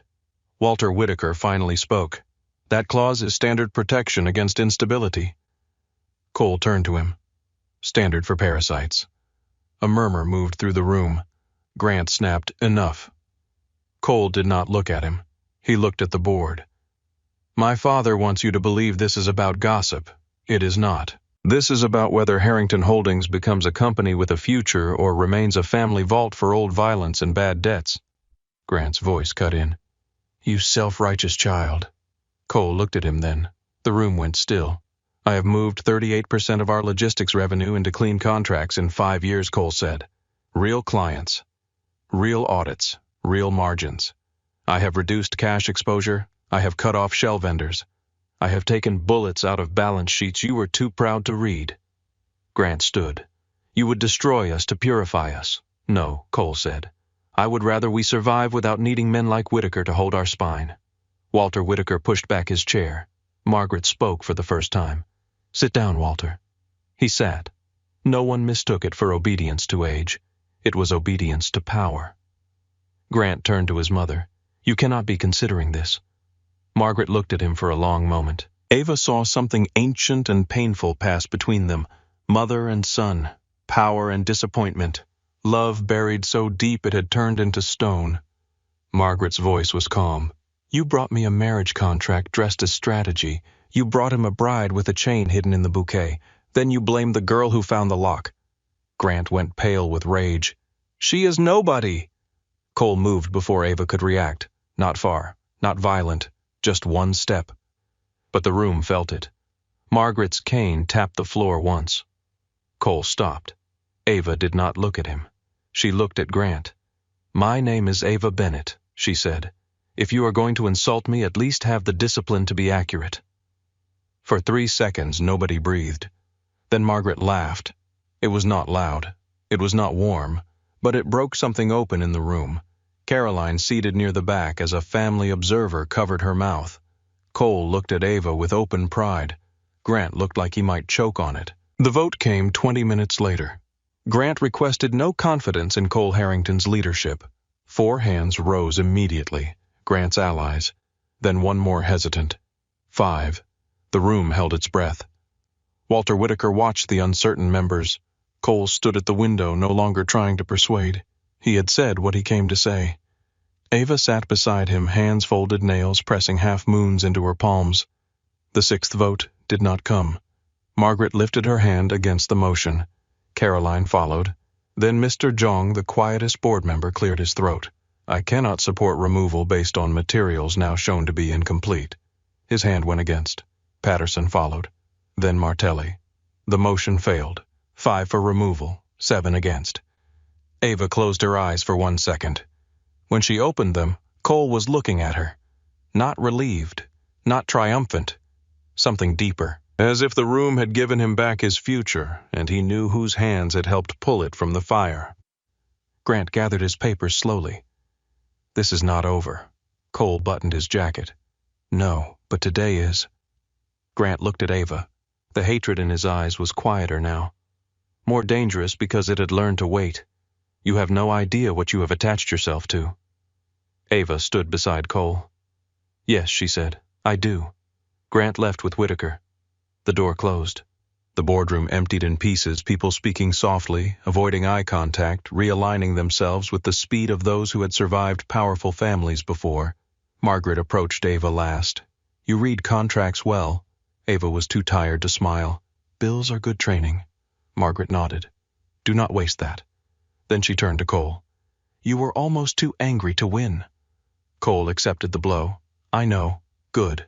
Learn faster. She left with Caroline. Nora collected the remaining documents, then paused by Ava. For the record, she said that was the most satisfying board meeting I have attended in 11 years. Ava sank into a chair. I might throw up. Nora nodded. Also common. Then she left them alone. Cole stood across the room watching Ava with a look that made her suddenly aware of how quiet the boardroom had become. What she asked.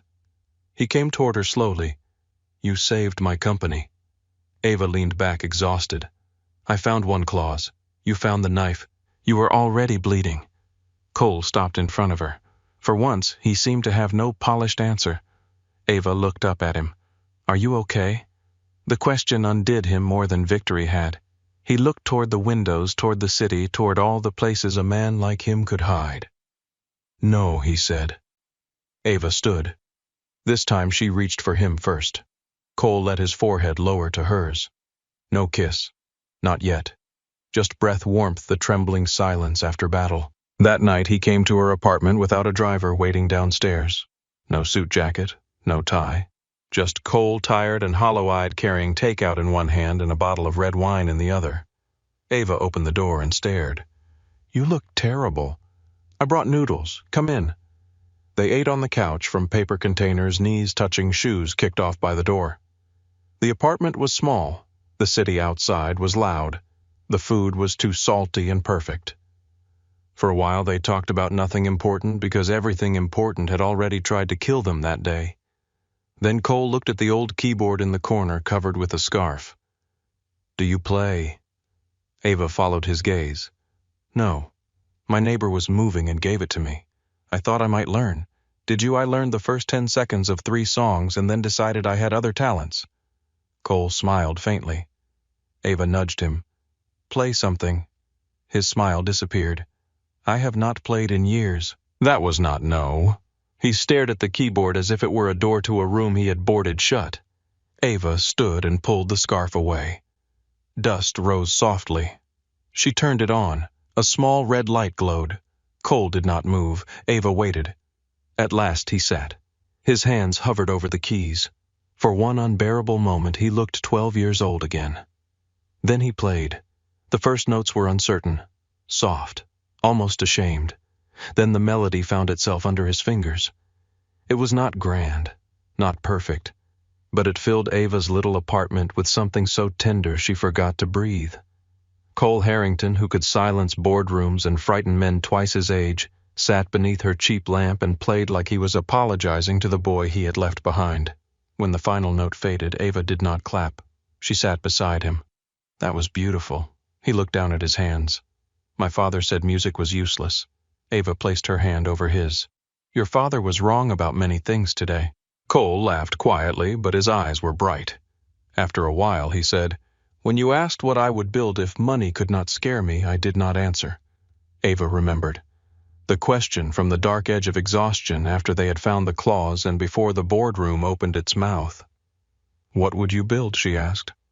Cole looked at her small apartment, the bills stacked near the fridge, the old keyboard, the woman beside him who had walked into his war and refused to become smaller. I do not know yet, he said. But I think it starts with what you would have needed when you were younger. Ava's throat tightened. And what was that A door, he said, one that did not only open for people born on the right side of one. Ava looked at him then. The dangerous man, the almost king, the boy with music still in his hands. Outside, Chicago kept moving through the dark, hard and hungry and alive. Inside, something quieter began, something neither of them had a contract for. Ava leaned against his shoulder. Cole rested his cheek against her hair. For the first time since the kiss that started everything, no one was watching. No one was testing, no one was voting, and neither of them moved away. Morning came pale over Chicago, and for the first time in days, Ava did not wake to fear. She woke to the sound of Cole breathing beside her on the couch. They had fallen asleep sometime after 2, the takeout containers still on the coffee table, the cheap keyboard uncovered in the corner, and the city throwing blue light through the thin curtains. Cole's arm rested along the back of the couch, not quite around her, not quite away. Even asleep, he looked like a man negotiating with ghosts. Ava lay still for a moment and studied him. This was not the Cole from the first day, the man who kissed her like a strategy and spoke about danger like weather. This was a man who had survived his father's attack and looked less victorious than bruised. A man who had played music with shaking hands. A man who had begun to understand that control was not the same as care. Her phone buzzed on the floor. Cole opened his eyes before she moved. The softness vanished from his face so quickly it made her chest ache. Where is it, he asked. Relax, Ava whispered. It is probably Nora. It is always probably Nora, until it is not. Ava reached down and picked up the phone. It was Nora. Board fallout at 9, press at 10, Whitaker contracts under review. Also, you left your notes in conference room B. They are excellent and terrifying. Ava smiled despite herself. Cole sat up, running one hand through his hair. Nora, yes. Bad normal, bad. He leaned back and closed his eyes. Ava watched him for one more second, then stood. The apartment was chilly. She gathered the empty containers, rinsed the coffee mugs, and moved around the small kitchen while Cole sat in silence. That was new, too. He did not fill the room with instructions. He let her move through her own space. When she turned, he was looking at the keyboard. You can come back and play it, she said. His eyes shifted to her. If you want. Cole's mouth curved faintly. That is a dangerous offer. It is a cheap keyboard, not a marriage proposal. His expression changed at the word marriage. Not enough for most people to notice. Ava noticed. She pretended not to. At the office, victory looked nothing like celebration. It looked like lawyers with red eyes, accountants hunched over tablets, department heads whispering in corners, investors calling every 15 minutes to ask whether Harrington Holdings was stable, reporters standing behind security barriers in the lobby shouting questions at anyone wearing a suit. Cole walked through it with Ava beside him, not behind, not hidden, beside. The first few people stared, the next few looked away. By the time they reached the executive floor, the silence had become its own announcement. In the main conference room, 3 executives were already seated with Nora. Ava recognized one of them from previous meetings, a narrow-faced man named Daniel Price who had the habit of speaking to Cole and through everyone else. He looked at Ava's chair, then at Cole. Is Miss Bennett joining this meeting? Ava pulled the chair out and sat before Cole could answer. Yes. Daniel's mouth tightened. This is a strategic review. I read strategy, Ava said, slowly when it is badly written. Nora coughed into her coffee. Cole sat at the head of the table, eyes on Daniel. Continue. The meeting moved through damage control, Whitaker exposure, investor confidence, public messaging, contract exits. Ava listened, taking notes, not because anyone asked, but because patterns revealed themselves when men repeated the same safe words too often. At one point, Daniel suggested delaying the review of all Whitaker-linked agreements until the press cycle quieted. Ava looked up. Why? Daniel paused. Because legal bandwidth is limited. Then hire more lawyers. His eyes cooled. It is not that simple. It is if the alternative is leaving unknown leverage inside active contracts. Daniel glanced at Cole. With respect, she found one clause. Ava placed her pen down. With respect, your team missed one clause. The room went quiet. Cole did not rescue her. He did not soften the statement. He only leaned back and let the silence do its work. Daniel looked down first. After the meeting, Ava gathered her notes and stepped into the hall. Her pulse was steady, but her palms were damp. Cole followed her out. You enjoyed that, he said. I enjoyed being right. You usually are. That sounded painful for you. It was. She smiled. Then his expression changed, and Ava followed his gaze down the hall. Grant Harrington stood near the elevator. No guards, no entourage, just his winter coat folded over one arm and a face made of cold patience. Cole moved closer to Ava. Grant noticed. Relax, Grant said. If I wanted to make a scene, I would have brought witnesses. Ava met his eyes. That is the least comforting thing anyone has said to me this week. Grant ignored her. His gaze stayed on Cole. You won the room yesterday. Cole's voice was flat. Yes, rooms change. So do locks. Grant smiled faintly. You think this is clever? This public loyalty to a girl who makes you feel righteous. But righteousness does not hold companies together. Ava felt Cole's anger rise beside her like heat from pavement. She spoke first. No. People do. Grant looked at her then. Fully. His stare was not explosive now. It was colder, more curious. As if he had finally stopped seeing her as dirt on the floor and started seeing her as a stone in his shoe. You have become bold. I was always bold, Ava said. You just assumed money was the only language in the room. Grant stepped closer. Cole did too. Ava touched his wrist. He stopped. Grant saw that. His eyes narrowed. There it is, he said. Influence. Cole's voice dropped. Careful. Grant looked between them. No, I was wrong about something. She is not your weakness. Ava held her breath. Grant's mouth hardened. She is your conscience. That is worse. He walked away before either of them answered. The elevator doors closed around him. For a moment, Ava and Cole stood in the hall with the sound of office life moving around them. Then Cole said, I hate that he is sometimes intelligent. Ava let out a breath that almost became a laugh. Come on, she said. You have a company to save. The weeks that followed did not feel like peace. They felt like rebuilding after a fire while the smoke still sat in the walls. The Whitaker agreements were torn apart piece by piece. Some contracts were cut clean. Some had to be unwound slowly. A few proved useful enough to keep, but only after Nora and legal stripped them down to their bones. Walter Whitaker vanished from public view. Brielle did not. She appeared twice in society pages once, at a museum gala once leaving a hotel downtown with her father. In every photograph she looked perfect and furious. Ava tried not to think about her. Then one afternoon a handwritten note arrived at Ava's office. Not Cole's office, Ava's. Miss Bennett, the note read, I owe you one honest conversation. The Palmer House Lounge, 4 o'clock. Come alone if you are as brave as everyone now claims. No signature. It did not need one. Ava showed Cole. His answer was immediate. No. Ava lifted an eyebrow. He closed his eyes briefly. I am working on it. Good. I do not like it. I did not ask you to like it. She is dangerous. So am I, apparently. Cole did not smile. Take Marcus. He can sit across the room. Ava considered arguing. Then she thought about the messages the address leak her mother's frightened voice. Fine. Cole looked surprised. Ava picked up her coat. Accepting reasonable protection is not the same as surrendering my independence. He stared at her for a second, then nodded. Look at us. Learning. The Palmer House lounge was all gold ceilings, low conversations, and women who knew how to judge a handbag from across a room. Brielle sat near the back, dressed in cream, her hair swept low, a cup of untouched tea in front of her. Ava approached slowly. Marcus sat near the entrance with a newspaper he was not reading. Brielle saw him and smiled without humor. Guard dog seatbelt, Ava said. Not glamorous, but useful. Brielle looked down at her tea. For once, she did not begin with an insult. That worried Ava more. Ava sat across from her. You wanted honesty. Brielle's fingers tightened around the cup.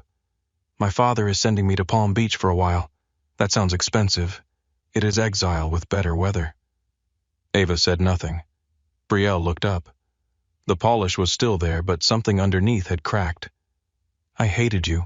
I noticed. I hated that you walked into that office with nothing and still had the one thing I was never given. Ava waited. Brielle swallowed. A choice. The word sat between them. Ava thought of the alley, the red coat, the sharp perfume, the way Brielle's voice had shaken when she said she had been raised for this. I did not feel very free, Ava said. No, Brielle replied, but you still knew the difference. Ava studied her.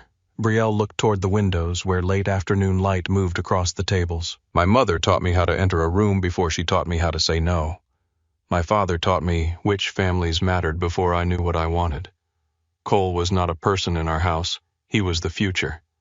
Ava felt the anger in her chest loosen but not disappear.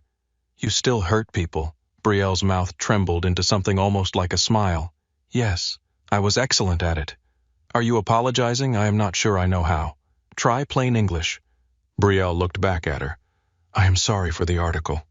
Ava went still. Brielle continued, voice lower. I did not send your address.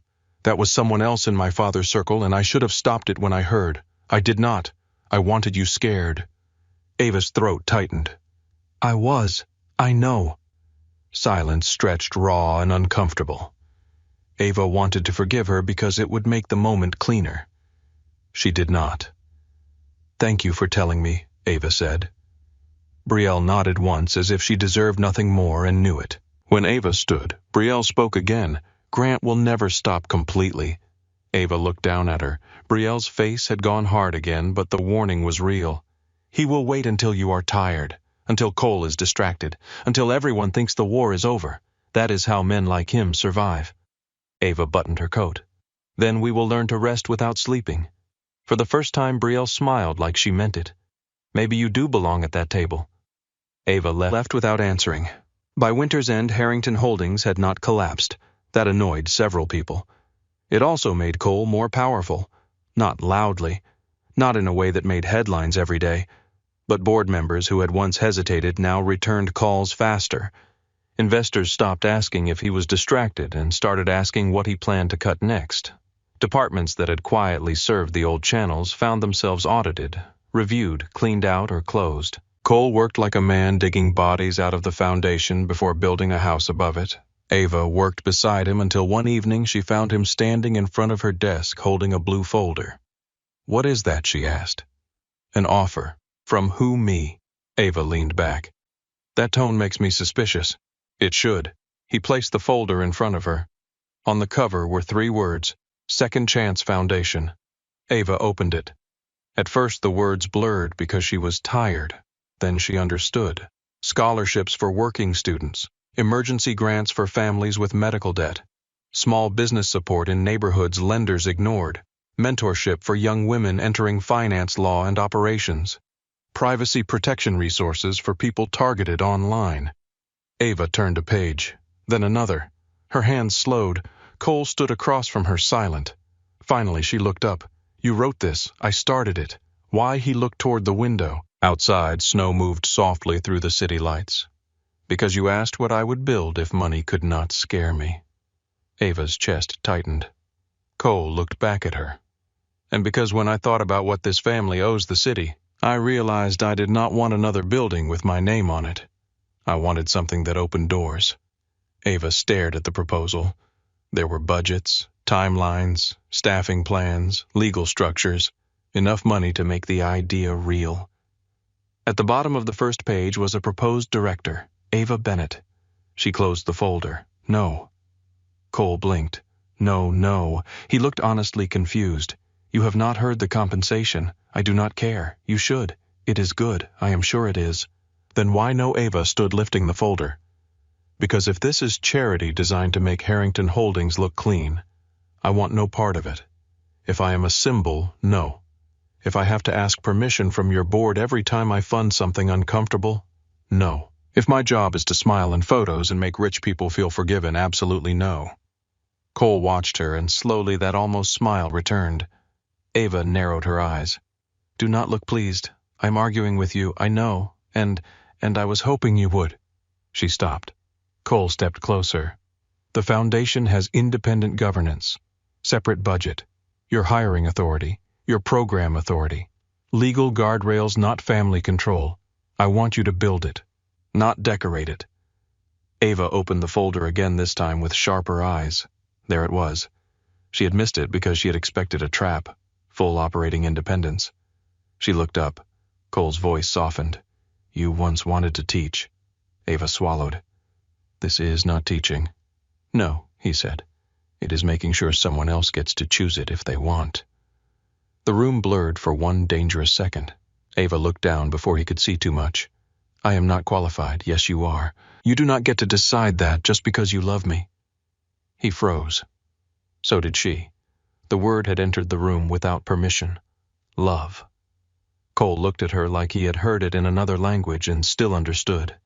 Ava's heartbeat filled her ears. He came around the desk slowly. I do, he said. Her breath caught. Cole stopped in front of her. I love you. Not because you saved me in a boardroom, not because you stand up to my father, not because you make me feel better than I am. His voice roughened. I love you because when I am with you, I want to become honest before I become powerful. Ava pressed the folder to her chest. You cannot say things like that in an office. I own the office. That does not help. He smiled, then nervous and unguarded. Ava had never seen that expression on him. It undid her completely. She stepped into him and kissed him. The foundation opened 3 months later in a renovated brick building on the south side. Ava insisted on that location, not downtown, not near the tower, not in a polished office where donors could admire poverty from a safe distance. The building had wide windows, a community room, offices with mismatched chairs, and a coffee machine that broke twice in the first week. Ava loved every inch of it. Her mother came to the opening in a navy dress and comfortable shoes. Denise cried before the ribbon was cut, denied it, then cried again when Ava showed her the emergency grant office. Cole stood near the back, letting Ava lead. People noticed that too. A reporter asked him how it felt to give Ava Bennett such an important role. Cole looked at Ava across the room. I did not give it to her, he said. She took it seriously enough to deserve it. Ava heard him. Later, when the crowd thinned, she found him in the hallway near a wall of student photographs. You behaved, she said. I am capable of short bursts. She smiled. Then Grant arrived. The hallway changed the moment he entered. He wore a dark coat and no expression. Conversations dipped, then resumed with effort. Denise saw him from across the room and moved closer to Ava without thinking. Ava touched her mother's hand. It is okay. Grant walked toward them. Cole stepped forward. Ava stepped past him. Grant noticed. Of course he did. He looked around the building at the folding chairs, the students, the staff, the coffee stain already forming near the reception desk. So this is it, he said. Ava met his eyes. This is the beginning of it. Sentiment is expensive. So is fear. A flicker of something crossed his face. Not approval, not regret. Recognition, maybe. A young woman approached then, holding a program against her chest. She could not have been more than 17. Her name tag read Maya. Miss Bennett. Ava turned. Yes, I just wanted to say thank you. My mom said I should not bother you, but I got the nursing scholarship and I start classes in August. Denise covered her mouth. Ava smiled so hard it hurt. That is not bothering me. That is the whole point. Maya looked past Ava at Cole, then Grant, then back at Ava. My dad used to say people like us do not get picked for things like this, she said. I guess he was wrong. Ava glanced at Grant. His face had gone very still. Yes, Ava said softly. He was. Maya left glowing. Grant looked toward the door as if he wanted to leave and could not quite make himself move. Ava stepped closer. This is what power can do when it stops being afraid of kindness. Grant's eyes returned to hers. You believe that? Ava shook her head. I am proving it. For a long moment he said nothing. Then he gave one small nod to Denise. Not an apology, not surrender, but something. He left without causing trouble. Cole came to Ava's side. That may have been his version of "we are proud of you." Ava laughed softly. That is tragic. Yes, Cole said, but efficient. Summer came, then fall. Their life did not become simple. Cole still carried danger in the folds of his name. Ava still hated security briefings. They argued about his hours, her refusal to sleep, his habit of going silent when afraid, her habit of acting fine until she nearly broke in private. But now, the arguments had somewhere to land. One night after a donor event, Ava found Cole sitting at her keyboard in the apartment. He played quietly while she took off her earrings. You are getting better, she said. I was always good. She smiled. There he is. He stopped playing and looked at her. Move in with me. Ava went still. Cole looked like he wanted to take the words back and force them into a better suit. She sat beside him. Ask again, she said. He frowned. What, not like a business acquisition? He breathed out, then nodded. Ava, would you like to move in with me? She leaned her head against his shoulder. Yes, they chose neither the tower nor the estate. They found a brownstone near Lincoln Park with creaking stairs, tall windows, and enough room for a piano. A real one. Cole pretended not to care when it arrived.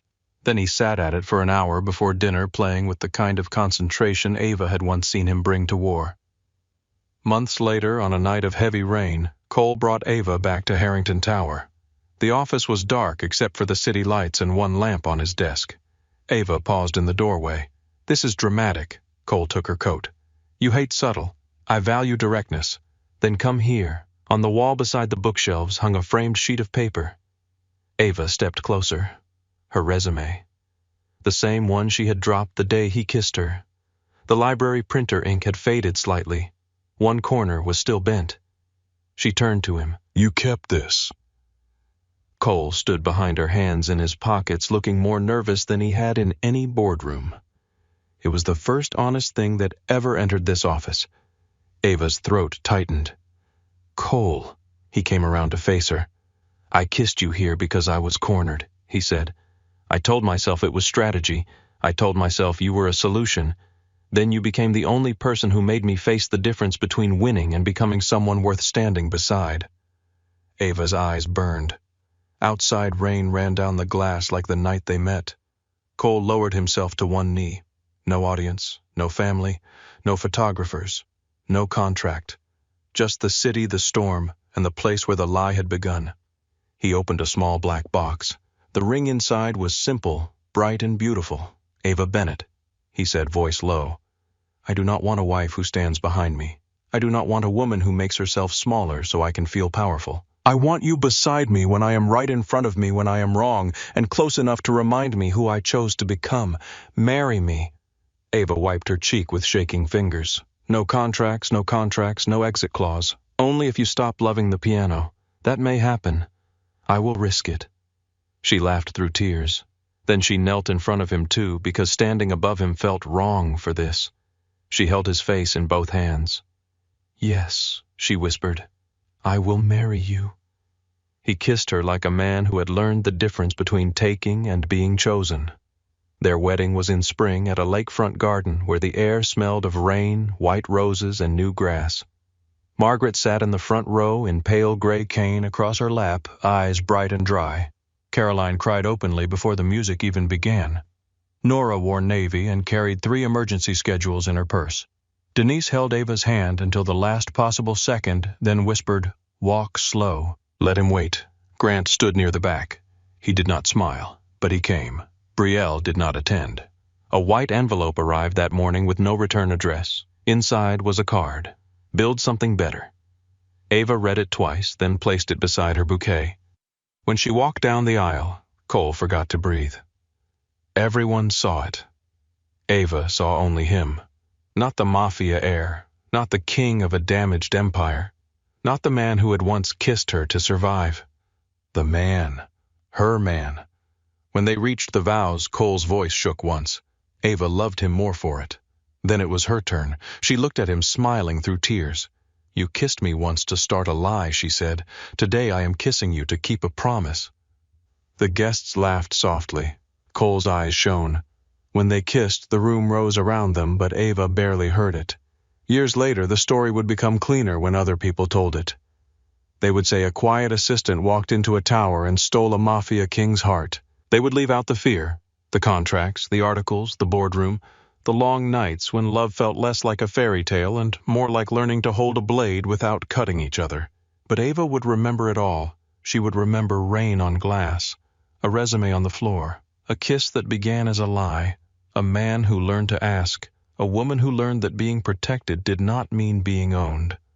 And on the 5th anniversary of the Second Chance Foundation, Ava stood at a podium in the old brick building on the south side, looking out at students, mothers, business owners, lawyers, donors, and neighbors. Cole stood in the back, their little daughter on his hip, her small hand tangled in his tie. Ava caught his eye. He smiled. Not the cold smile of the man in the tower, not the sharp smile of the heir at war. This one was warm, tired, real.